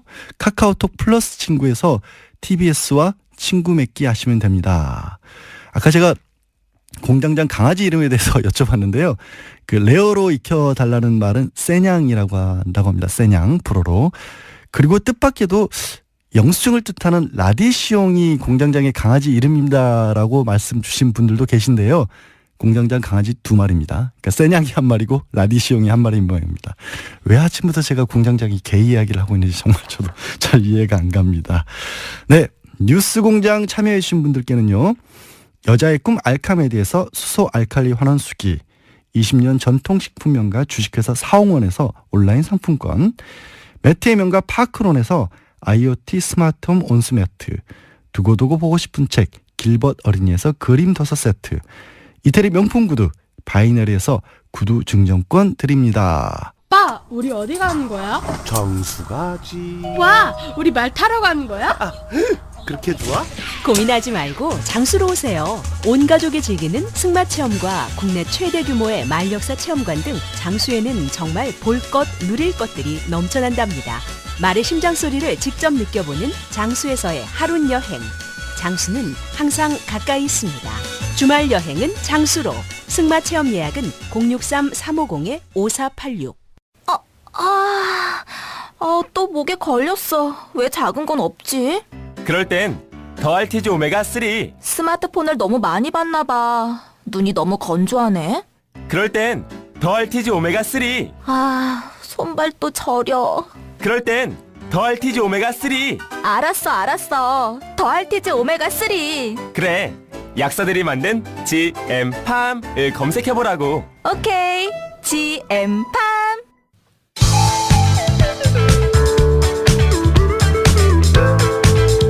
뉴스의 깊이가 다릅니다. 최고의 뉴스 생산자 김어준입니다.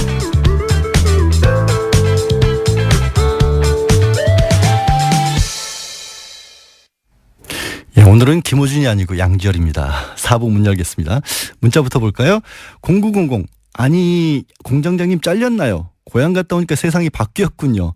양병께서 계속 쭉 하시고 김총수는 게스트로 하는 게 좋을 듯. 제 감은 게스트로 안 부릅니다. 서인성님, 양언니가 진행하시니까 색다르네요. 진짜 라디오 방송 같아요. 야, 공장장 목소리 너무 찌들었나 봐요. 귀를 좀 씻을 필요가 있으실 듯 합니다. 2192님, 역시 양언니님은 문자를 많이 읽어주는군요. 친절한 양언니. 읽다 보니까 최소한 악마 마왕이었는데 어쩌다 언니로 고정이 되는 그 불행, 어떤 예감이 안 좋은데요. 6630님, 이분도 양언니네. 양언니 목소리는 타고났어요. 공장장과 브로맨스 너무 좋아요. 거부합니다. 예, 브로맨스라니 어디 이런 말씀을. 네, 뉴스공장 명절 특근은 국민과 함께하는 든든한 행복 에너지 한국전력, 생활 속 불합리한 차별 법제처에 신고하세요. 차별법령신고센터. 올해에도 가족을 위해 국가건강검진 꼭 받으세요. 국민건강보험공단. 서민의 원스톱 금융파트너 1397 서민금융통합지원센터. 고향 가는 길 안전운전이 최고의 보험입니다. 더케이 손해보험 에듀카. 도착은 빠르게 가는 길은 편하게 U+1 내비. 귀경길 피곤할 땐 든든한 비락식혜로 재충전. 깨끗하고 안전한 에너지로의 전원 한국지역난방공사가 함께합니다. 자, 이제 마지막 인터뷰 들려드릴 시간인데요.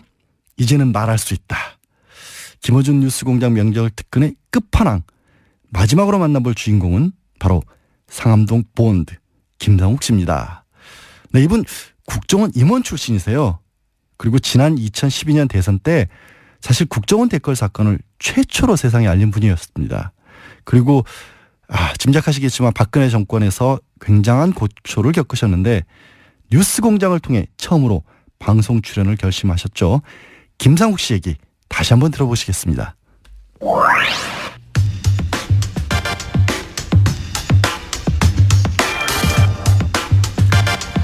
원세훈 전 국정원장에게 어제 징역 4년이 구형됐죠. 이 국정원 댓글 사건을 최초로 제보한 분입니다. 네, 김상욱 전 국정원 직원 스튜디오에 직접 나오셨습니다. 안녕하십니까? 안녕하십니까? 김상욱입니다. 예, 이름도 이제 밝히시고. 네. 예. 방송국에 스튜디오에 나오신 건 처음이죠? 예, 처음입니다. 방송을 잘해주세요. 우선 국정원을 언제 어떤 업무를 하다가 어떤 직급에서 퇴직을 하셨습니까? 저는 이제 수사로 시작을 해서 맨 마지막에 나올 때는 산업 스파이 잡는 일을 하다가 부의사관으로 3급으로 3급 부의사관 2009년 6월에 퇴직했습니다. 2009년 6월. 이게 이제 부의사관 국정원의 어떤 직제를 잘 모르니까 대기업이라면 이게 어느 정도 되는 직급인 거죠? 부장 이사요? 이사. 높은 분이셨구나. 높지는 않습니다. 이사죠. 예. 그렇군요. 그러면 임원이라고 볼 수 있네요. 예, 임원급. 그러다가 근데 왜 퇴직을 하신 거예요? 이게 제가 시기를 보니까 노무현 대통령 서거 바로 다음 달에 퇴직하셨더라고요. 네, 제가 원래 96년 7년 이때 당시 안기부가 김대중 대통령 선거에 15대 대선에 개입을 해서 북풍을 일으켰어요. 그렇죠. 근데 그걸 총풍도 있었고 제가 이제 사전에 막았었거든요. 막았었는데 결과적으로 네, 그러니까 이 댓글 사건 이전에 큰 사건이 있었죠. 김대중 후보 낙선을 위한 북풍 공작. 예, 이게 있었죠. 뇌관을 제가 이제 당시 박지원 그 평민당 기조실장을 통해서 이제 뇌관을 사전에 제거를 했었는데 그것 때문에 이제 이명박 정부 들어서면서 한마디로 이제 정권을 뺏기는데 제가 굉장히 이제 김대중 전 대통령의 당선에 기여한 거 아니냐라고 찍힌 인물이었다는 거죠 그때 이미. 기여를 했죠. 그래서 이제 이제 김대중 대통령께서 처음에 대통령이 되신 뒤에 당시 안기부를 방문을 하셨는데 그때 이제 제 안부를 물어주셨어요. 그게 이제 안부를 묻다 보니까 만천하에 김상욱이 정말 그랬구나 이렇게 이제 결국 공표하는 결과가 됐는데 이제 그러다 보니까 보수 진영에서는 제가 이제 지켜왔겠죠.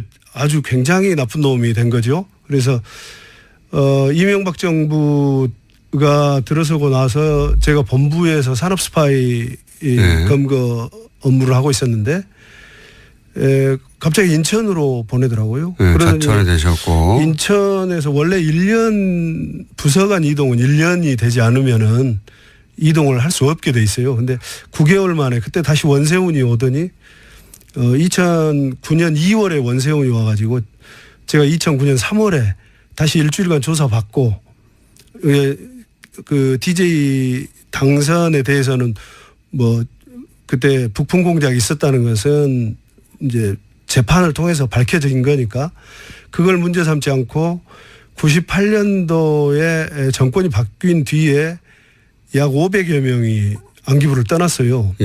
그런데 정상적인 절차를 밟아서 떠났음에도 불구하고 그때 당시에 살생부를 김상욱이 네가 만들지 않았느냐. 그렇게 조사를 일주일간 하더라고요. 사실이 아닌데도. 사실이 아니죠. 살생부를 제가 살생부를 만들 정도로 뭐 그런 위치에 있지도 않았고 그리고 직원 개개인에 대해서 제가 관심이 없었고 그랬는데 그게 이제 사실 무근으로 밝혀졌는데 근데 왜 그만두셨어요? 그래도 인사조치를 해라 그래가지고 대구로 뭐 하여튼 자청하게 됐었는데 그랬는데 대구에서 했는데 2009년 5월 23일 날 노무현 대통령께서 서거를 하셨는데 이 막 그 연화장으로 이렇게 화장하는 그 이제 장례 차량이 중계되고 그랬었어요. 생중계했죠. 전국민이 다 봤죠.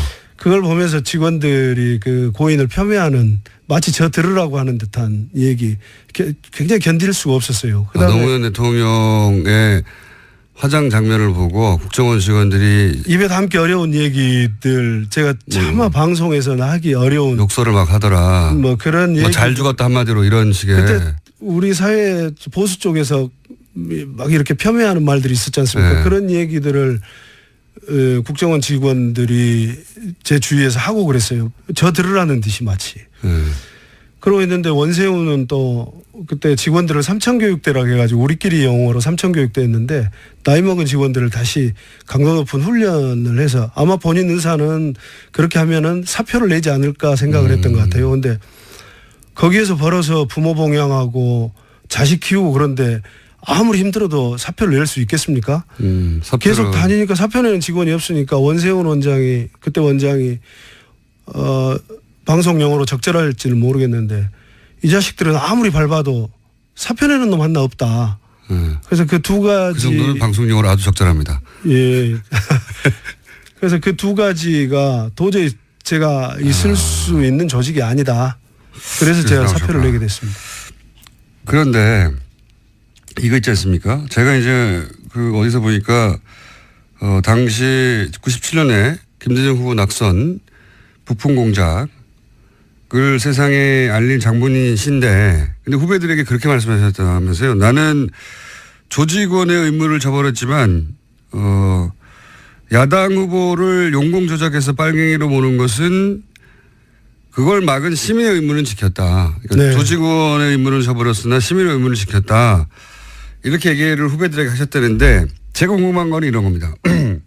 국정원 내에 그런 김상욱 씨의 발언에 공감하고 그렇게 유사하게 생각하는 직원들이 있습니까?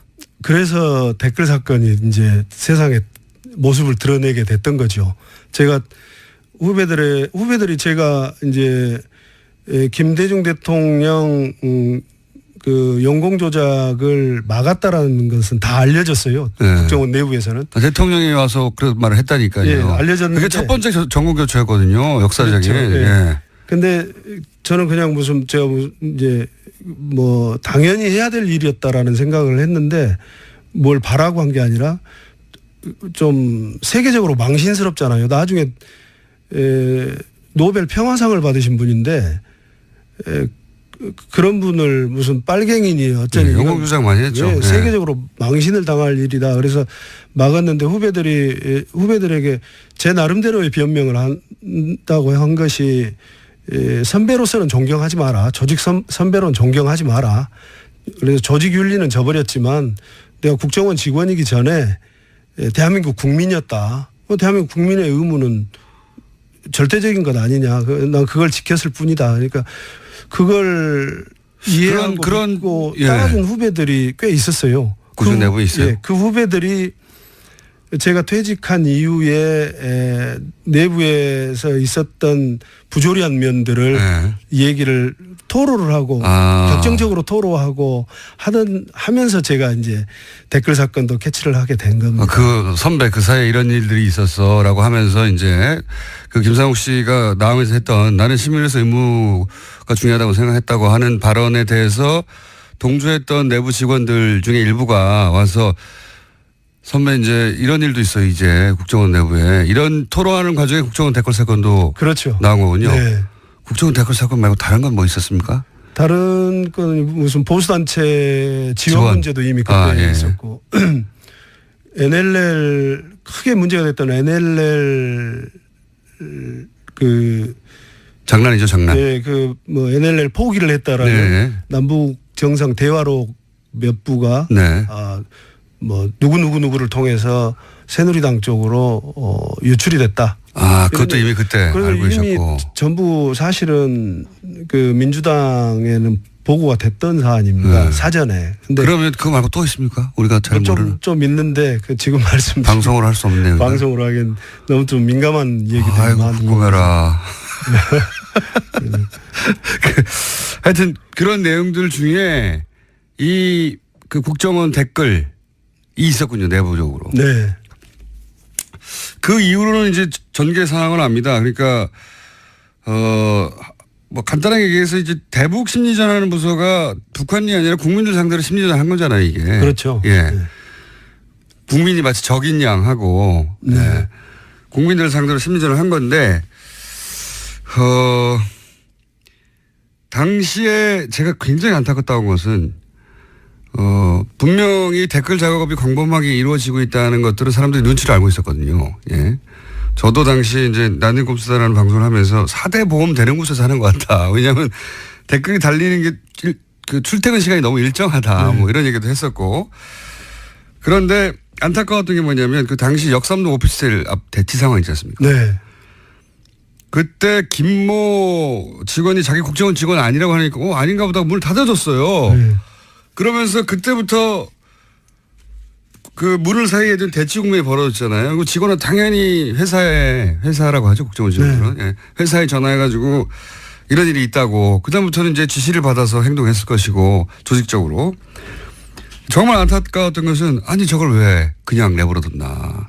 들어가는 걸. 저 문을 당장 부셔서라도 그 노트북이랑 그 휴대폰을 빨리 접수해야 되는데 저걸 왜 못하고 있지. 정말 안타까웠거든요. 제가 보면서. 네. 그때 그 현장을 보셨을 거 아닙니까? 그런 생각 안 하셨어요?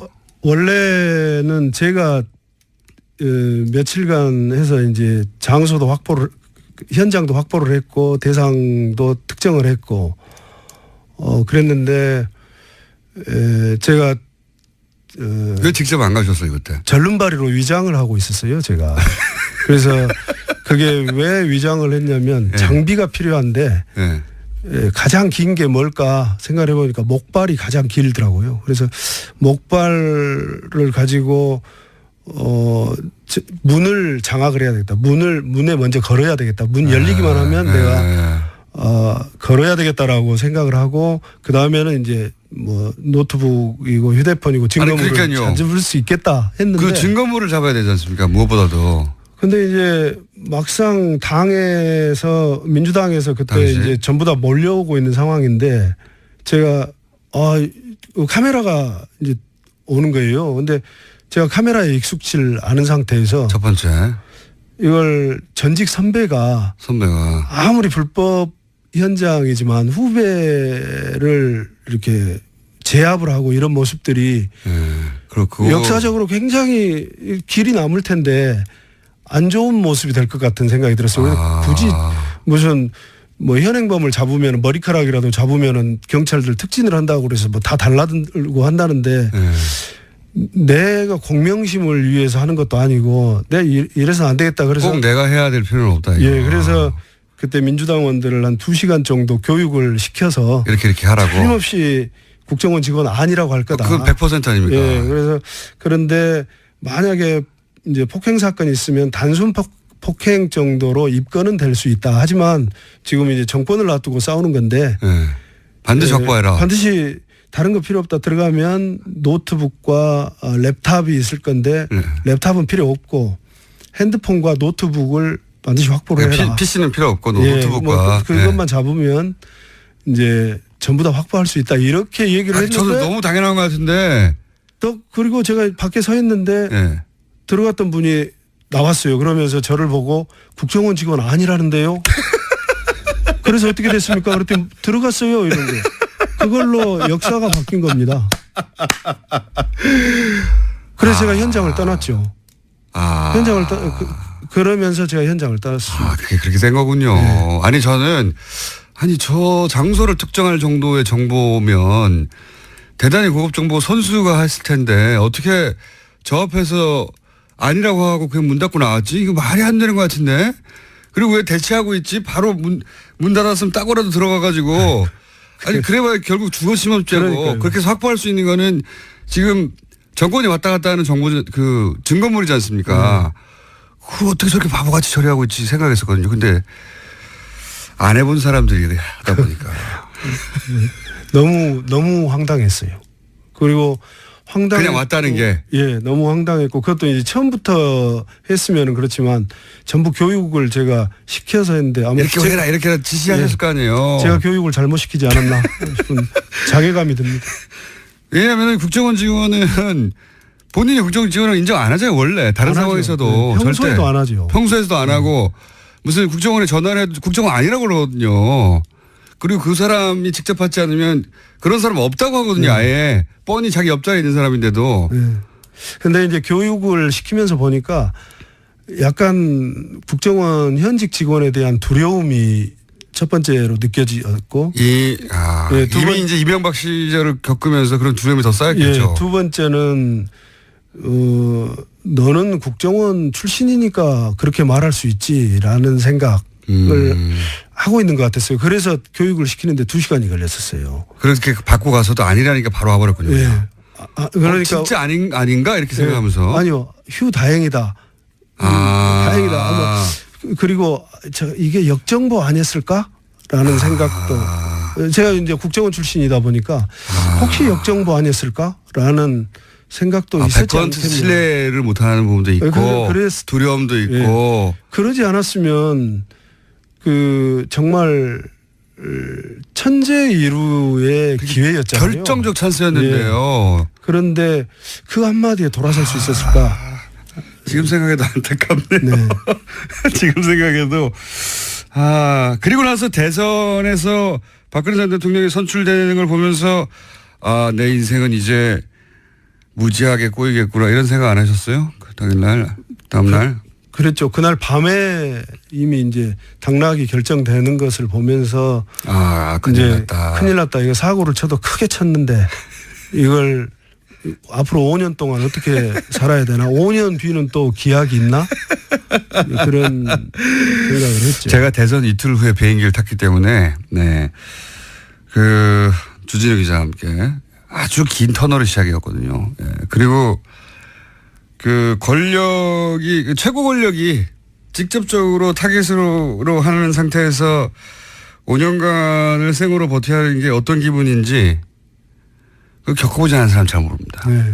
그 기분을 잘 알기 때문에 여쭤보는 건데 그 순간 후회는 안 하셨어요? 내가 왜 그랬을까?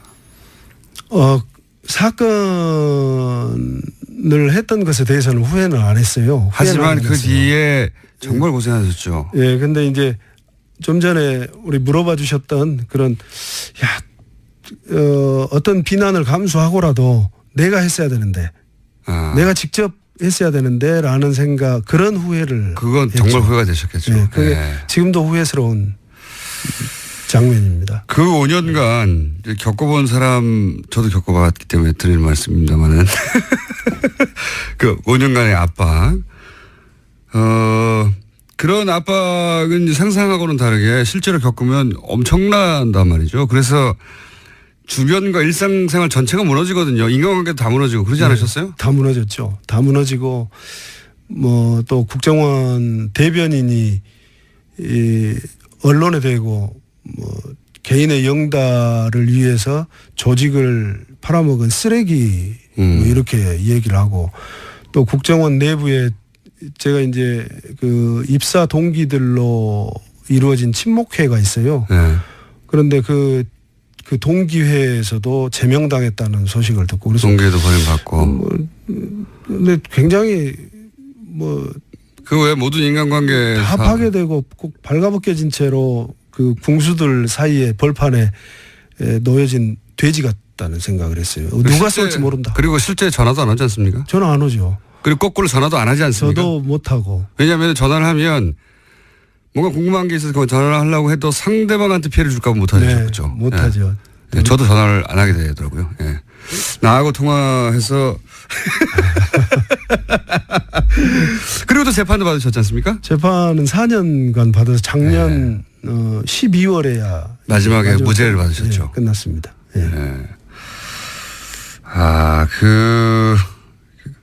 그 과정 전체, 왜냐하면 그 5년 후도 보장이었기 때문에 이 정신적으로 버티는 거 굉장히 힘드시지 않으셨어요? 굉장히 힘들었죠. 굉장히 집에서도 굉장히 우울증 겪었을 것 같은데. 일단 이제 아내는 갑자기 아침 식사도 하기 전에 압수수색이 들이닥쳤고 검찰에서 저처럼 다음날 비행기를 탔어야 되는데.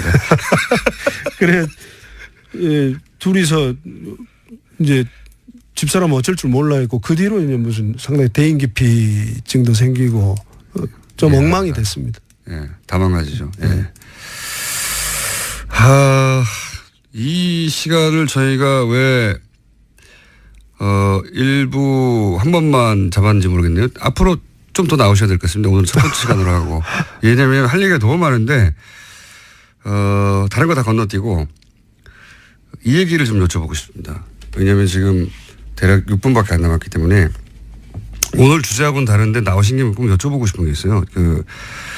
답하시기 좀 곤란한 부분도 있을 텐데 단답형으로 간단하게 여쭤볼게요. 네. 최근에 이제 국정원 마취 사건이 사망한 임 과장 네. 부친이 언론에 등장해서 얼굴이 상처투성이었다. 왜냐하면 당시만 하더라도 아무런 외상이 없어서 자살로 결론이 나고 끝났는데 이제 그런 부친의 갑작스러운 증언이 있으면서 다시 부각됐어요. 근데 이제 전체적으로는 이미 국정원을 떠난 이후에 벌어진 일이기 때문에 정확한 정보가 없으시겠지만 국정원의 경험을 비춰서 간단하게 견해를 듣고 싶은 부분이 뭐냐면 일단 유서 있지 않습니까? 네. 저는 유서를 보자마자 이게 정말 죽음을 작정하고 쓴 거냐. 왜냐하면 거기 보면 딸에게 남긴 하트도 막 그려져 있고 유서인데 내가 이제 세상을 떠나는데 마지막으로 딸에게 남긴 유서에 하트가 막 그려져 있고 그다음에 뭐 감사합니다 뭐 이런 내용도 있고요. 마지막에 이 유서는 유서가 아닌 것 같은데 그런 생각 안 하셨어요? 굉장히 예, 다시 들어도 정말 이런 일이 있었구나 싶은 정말 믿어지지 않은 그런 얘기들인데요. 마지막에 궁금하셨죠. 정말 궁금한 게 더 많아지는 그런 인터뷰여서 사실 이후에 상암동 본드라는 이름으로 뉴스공장 고정편을 하셨어요. 그러다가 딱 한 달 만에 임무를 완수한 007처럼 호련히 사라지고 싶다라는 말씀을 남기고 자진하차했는데요. 이유가 국정원 적폐청산 TF가 활동을 잘하고 있으니까 이제 할 일을 다 한 것 같다라는 거였습니다. 많이 아쉽기는 했지만 007이 다시 돌아올 일이 없는 세상, 그러니까 이분을 다시 모실 일이 없는 세상이기를 간절히 바랍니다. 문자 몇 개 더 전해드릴게요. 5070님, 이렇게 용기를 내서 사실을 밝혀주시는 분들 덕에 대한민국이 밝아지는 듯합니다. 네, 저도 그렇게 생각합니다. 9479님은요, 영화에서만 나올 것 같은 일들이 현실에서도 일어났네요. 방송 들으면서 세상 참 무서웠구나라고 느꼈습니다. 6362님은요, 69세 할머니입니다. 차분한 목소리로 자세하게 설명해줘서 귀에 쏙쏙 들어와 세상을 다시 알게 돼 고맙습니다. 앞으로도 열심히 듣겠습니다. 앞으로도 계속 사랑해주세요. 윤혜정님은 정말 심각한 뉴스들인데 뉴스공장에서는 일단 편하게 웃으면서 핵심을 듣게 해주셔서 애청하게 되네요. 뉴스공장 만세, 공장장님 만세, 양원이도 만만세, 네, 청취자분들도 만만세입니다. 강혜정님, 양변님 고생하셨어요. 남은 연휴 행복하게 보내세요 라고 말씀 주셨고요. 뉴스공장 명절 특근은 여기까지 전해드려야 할 것 같습니다. 저는 변호사 양지열이었고요. 그동안 함께해 주신 이틀이었지만 여러분 꼭 고맙습니다. 그리고 저는 날이 좋은 날을 골라 꼭 다시 돌아오겠습니다. 네, 안녕. 성 골반 허리에도 역시 바디로직입니다. 바디로직의 효과를 못 느끼셨다면 100% 환불해드립니다. 자세한 환불 조건은 홈페이지를 참조하세요. 또 떨어졌어. 너 또 입사 시험 봤어? 아니, 차량용 핸드폰 거치대 말이야. 여러 개 사봤는데 실패의 연속이야. 떨어지고 시야 가리고 운전석에서도 멀고 뭐 좋은 거 없을까? 싼 것만 찾으니까 그렇지. 제대로 된 거 하나 사서 편리하게 쓰는 게 더 낫지. 그런 게 있어? 그럼 있지. 1, 2, 3 할 때 2. 힘 세다 할 때 힘. 2 힘. 2 힘? 2배로 힘이 세다는 건가? 네이버 검색창에 2 힘을 검색해보세요. 이거 먹고 제가 한번 볼일 봐가지고 네. 바나나 나오는 바람에 원숭이들이 들고 그래가지고 네. 한 몇십 마리가 달라붙어가지고 시겁했던 기억이 있습니다. 아침마다 원숭이를 불러 모으는 미궁 대장사랑이었습니다. 장실 굿모닝 화장실 바나 굿모닝 바나나. 미궁 대장사랑 건강기능식품 광고입니다.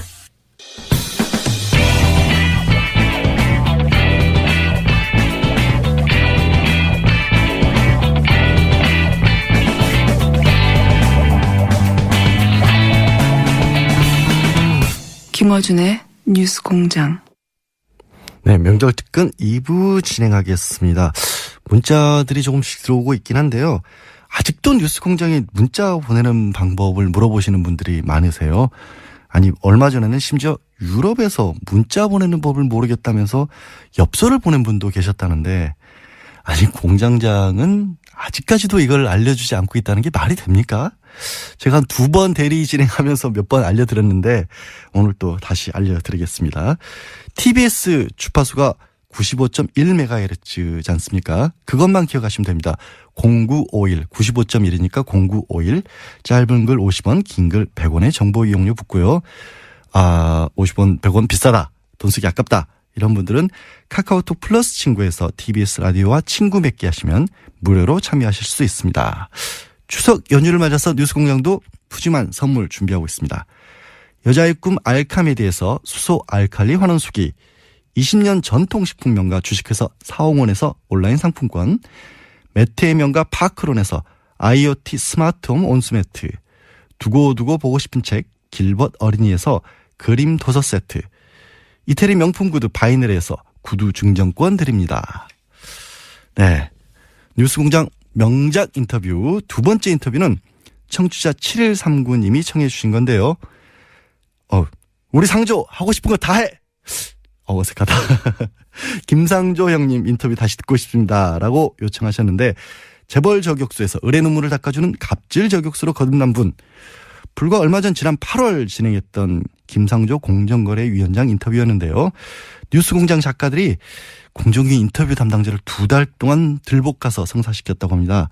예, 털복숭이 공장장에 가려서 보이지 않지만 제작진의 수고가 정말 많은 뉴스공장입니다. 인터뷰 다시 들어보죠.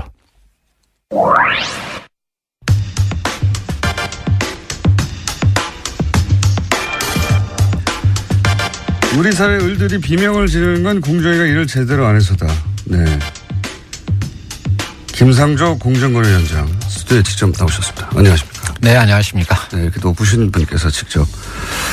위원장 되시기 전에 공정위원장 혹시라도 되시면 저희 방송에 꼭 먼저 나와달라고 부탁을 저희가 그렇게 신신당부를 했는데도 불구하고 지난주에 MBC를 먼저 출연하셔가지고. 예. 저희 같은 중소방송사를 먼저 챙기셔야 할 공정위원장께서 대형 방송사부터 출연하시면 방송의 공정거래 굉장히 나쁜 시그널을 줍니다. 예, 제가, 요즘은, 기업들에게서는 갑일지는 모르지만 또 언론이나 국회에 대해서는 또 의리거든요. 저도 눈치 봐야 할 때가 많습니다. 대형 방송사부터 출연하면 안 되는 거거든요. MBC 얼마나 큽니까? TV에서 건물 달랑 하나예요. 조그만 거.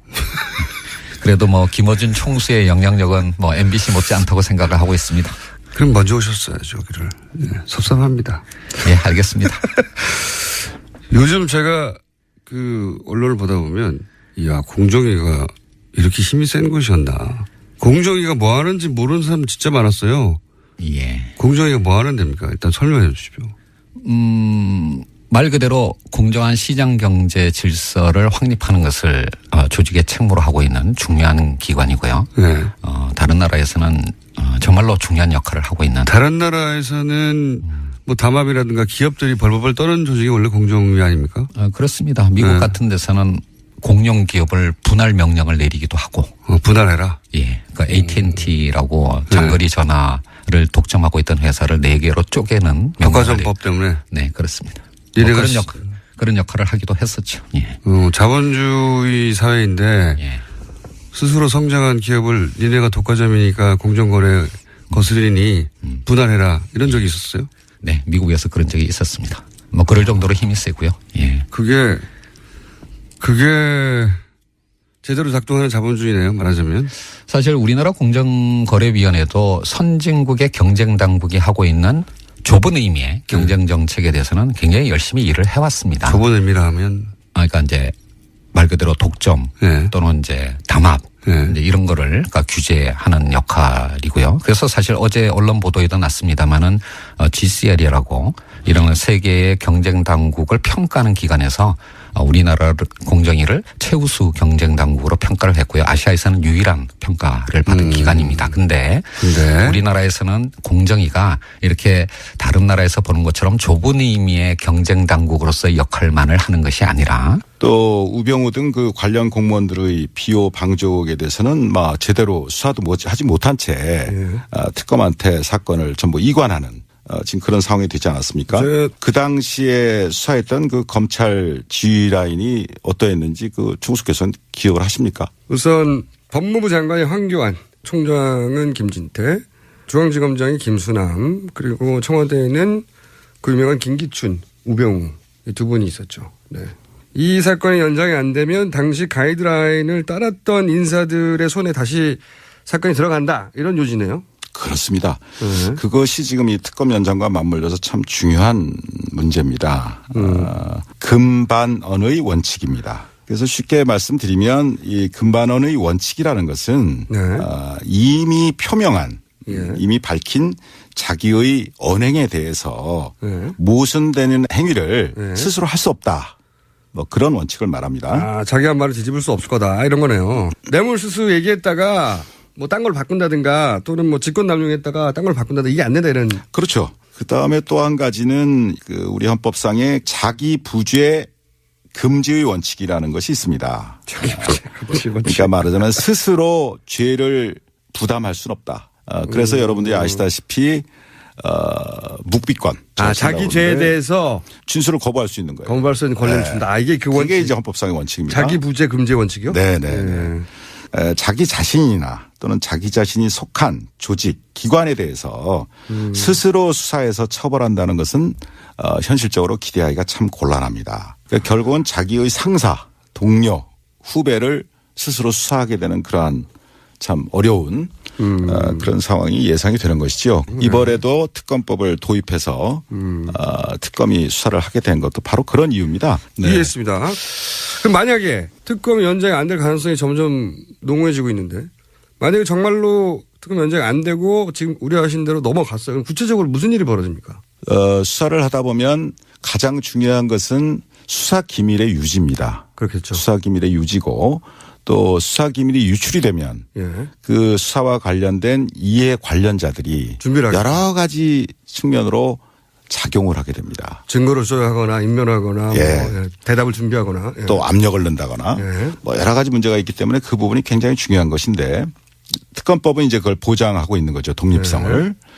그런데 특검 이전의 검찰로 다시 돌아가게 되면 그때그때의 수사 상황이 비호 방조 의혹을 받고 있는 황교안 대행이나 또 김수남 총장에게 보고되겠죠. 당연히. 그렇게 되고 그렇게 되면 경우에 따라서는 수사를 방해하는 가이드라인이 다시 작동할 수도 있고 또 거꾸로 수사검사들에게 영향과 압박이 내려가게 될 것이고 한마디로 의혹 대상자들이 수사를 지휘하는 참 웃지 못할 그러한 특검 이전의 상황으로 돌아갈 수 있다는 것이죠. 속속 이해가 되고 있습니다. 자, 그러면 두 번째 사안. 이재용 부회장 영장요. 이게 이제 1차 기각됐었거든요. 이렇게 기각하는 게 맞습니까? 어떻게 보세요? 권력과 재벌이 유착된 이런 대형 사건들의 경우에는 통상적으로 장기간에 걸친 치밀한 계획 아래 합법의 가면을 쓰고서 공조직 등의 다양한 채널을 동원해서 입체적으로 이루어지게 됩니다. 또 더 나아가서 사후에 문제가 생겼을 경우에도 그 과정에서 벌어진 개별적인 행위들은 전부 합법적이고 공적이고 하는 그런 탈을 쓰게 됩니다.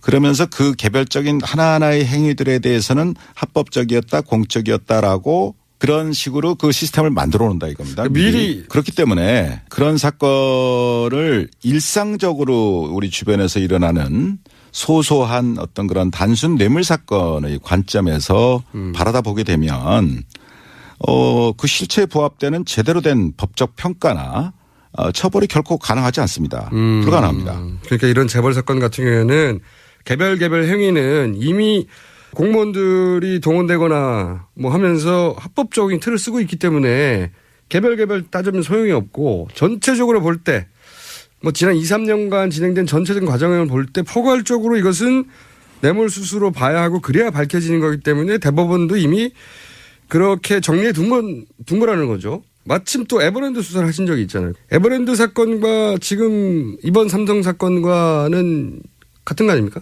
본질적인 차이가 있습니다. 두 사건에는. 아, 그래요? 네. 어떻게 있습니까? 물론 삼성그룹의 지배권을 승계시키거나 강화한다는 측면 또 그로 인해서 경제적인 이득을 봤다는 면 뭐 그런 것은 공통점이 있습니다. 그렇죠. 그래서 같아 보이는데. 네. 그러나 에버랜드 사건의 경우는 우선 삼성 계열사, 그러니까 삼성그룹 내부죠. 삼성 계열사와 그 투자자들만 손해를 본 사건입니다. 아, 그렇죠. 일반 국민이 아니고. 그렇죠. 삼성 계열사와 그 투자자들, 즉 에버랜드의 주주들입니다. 이 사람들이. 그러니까 삼성 계열사가. 그럼 삼성 계열사가 손해를 보면서 본 사건인데 삼성 계열사가 손해를 보니까 삼성 계열사에 투자한 투자자들도 손해를 보게 된다는 거죠. 그렇죠. 그런 의미에서 삼성 계열사와 그 투자자들만 손해를 봤죠.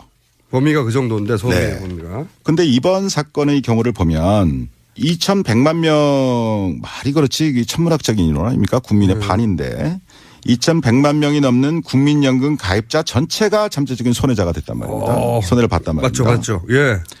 그다음에 그 수법을 보더라도 단순히 그 삼성그룹 내부의 문제로 해치운 게 아니라 뇌물 공여까지 해가면서 국가기관을 총동원했다 이겁니다. 아. 그게 본질적인 차이가 있어요. 예리한 분석입니다. 이거. 그러니까 손해의 범위 또 수법 면에서 두 사건은 굉장한 차이가 있다. 즉 우리 사회에서 논란이 되는 것처럼 재벌 개혁이나 또는 이제 가불관계를 개혁하는 이제 이런 부분이 공정위에게 추가로 과제로 주어져 있는 것이죠. 그래서 우리나라 국민들은 아마 공정위 하면 다른 나라의 국민들이 생각하고 있는 그런 과제들보다는 재벌 개혁과 가불관계 해소 이제 이런 쪽을 먼저 생각할 수밖에 없는 상황이었고 이제 그런 측면에서 그동안 공정위가 국민의 기대에 걸맞는 역할을 하지 못했던 것이 이제 공정위에 대해서 비판이 일부 있었던 원인이라고 할 수가 있겠습니다. 일부 아니고 많이 있었습니다.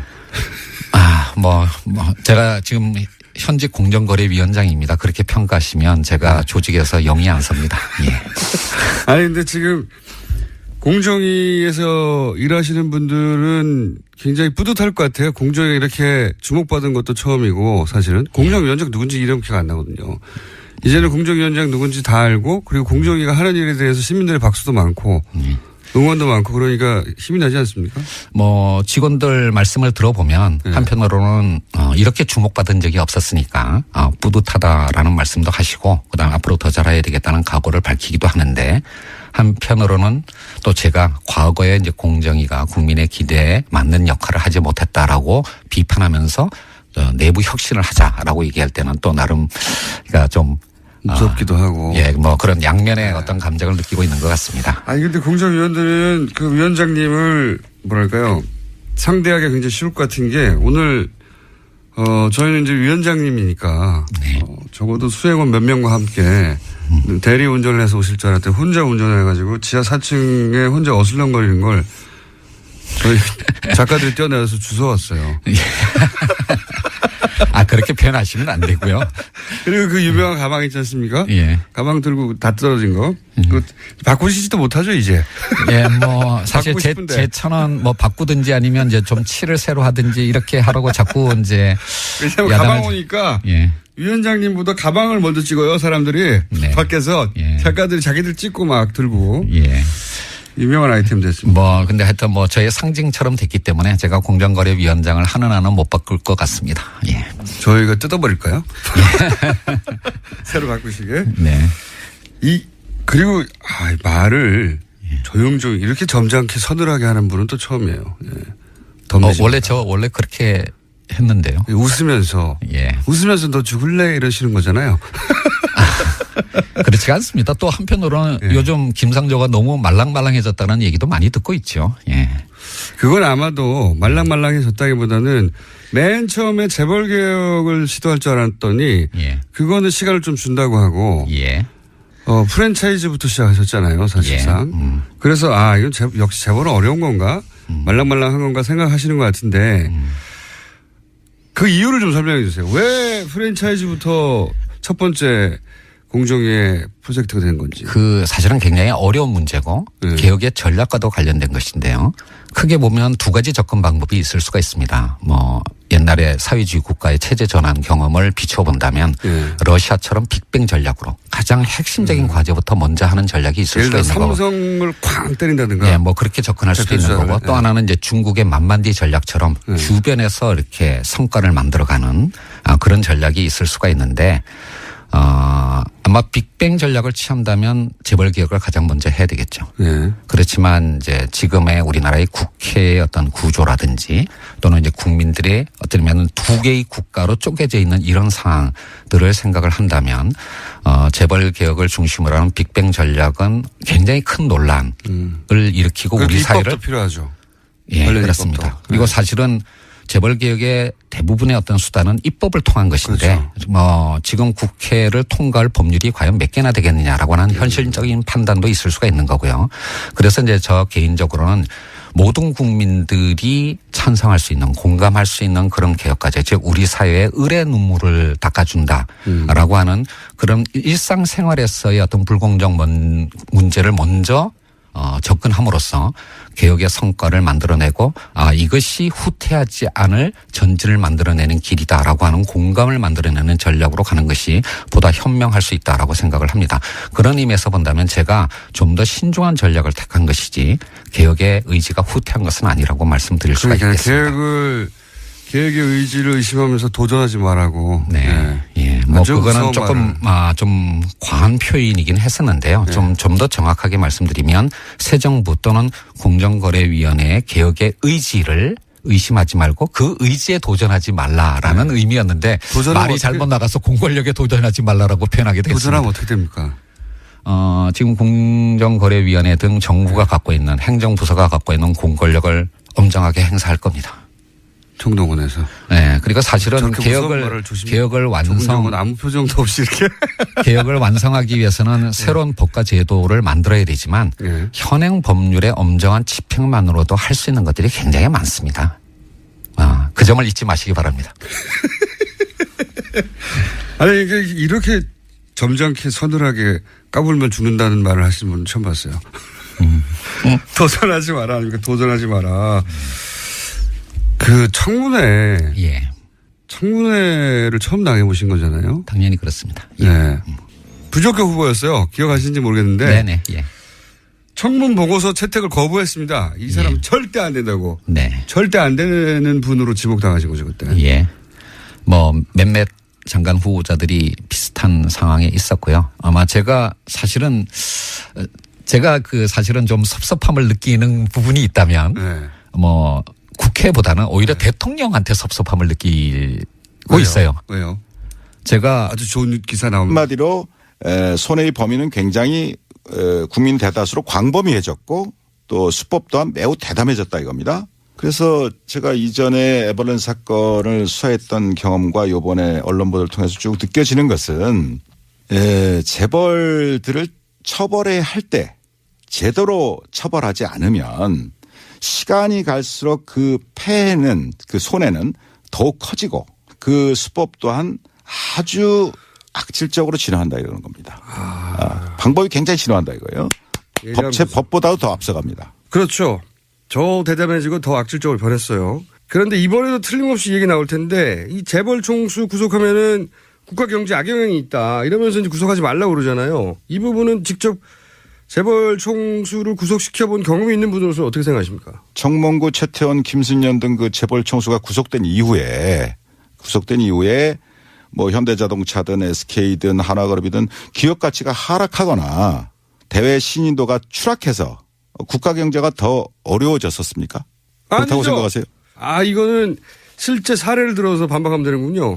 그러면 삼성 부회장이 이재용 부회장이 구속됐다. 그러면은 어떤 영향이 있을까요? 국경제에?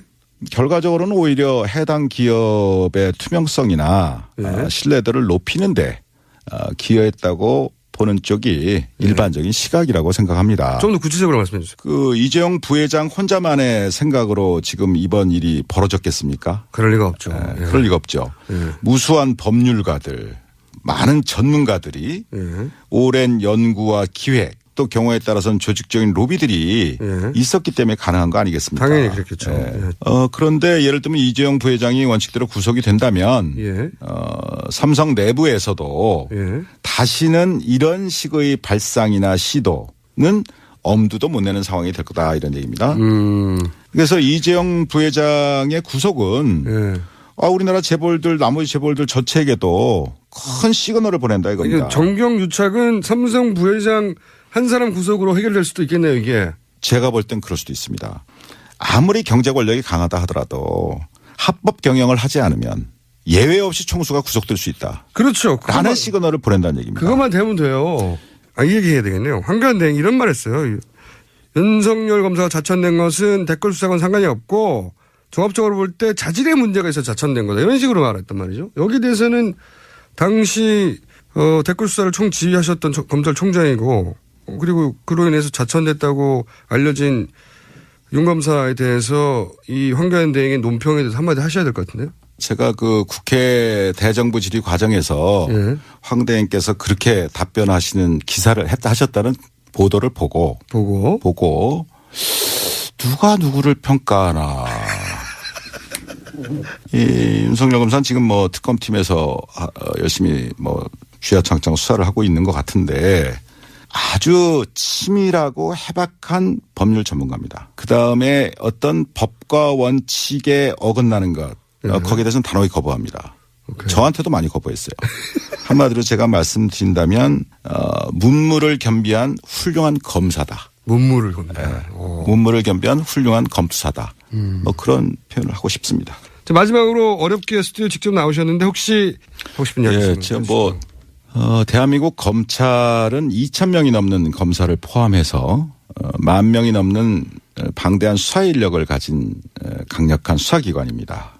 수사 역량 면에서 100분의 1도 안 되는 20명의 특검 검사들이 불과 몇 달이라는 짧은 단기간에 이전 검찰의 수사보다는 비교할 수 없을 정도의 성과를 내고 있지 않습니까?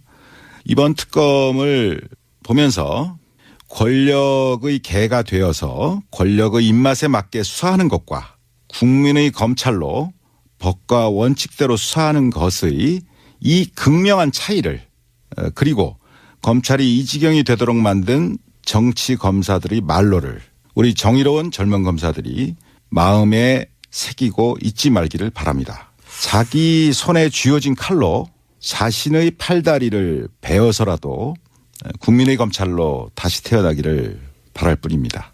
마음에 와닿는 마지막 말씀이었습니다. 지금까지 어렵게 모신 최동욱 전 검찰총장이었습니다. 감사합니다. 감사합니다. 예. 내공이 깊은 분들이 말씀하시는 거 과거의 예측을 들어보면 깜짝깜짝 놀랄 때가 있는데요. 최동욱 전 총장도 개별 사건으로 뇌물죄 여부를 따지기는 굉장히 어려울 것이다라고 했는데 아닌 게 아니라 법원은 이재용 부회장에 대해서 포괄적 청탁을 이유로 유죄 판결을 했었죠. 정말 어떻게 보면 예측이 실현된 셈인데요. 최동욱 전 총장께서는 얼마 전에 원서훈 전 국정원장 유죄 선고받는 걸 보면서 사필 규정이다. 또 끝까지 수사팀의 방패막이가 되어주지 못해 안타깝고 아쉬웠다라는 그런 소감을 털어놓기도 했었습니다. 문자 몇 개 볼까요? 가재는 송편님, 최동욱님, 블랙리스트 피해자 문성근 김미아 씨 잘 변호해 주세요. 얼마 전에 국정원 주도 블랙리스트 피해자를 위해서 최 전 총장께서도 무료 변론을 해주기로 하셨지 않습니까?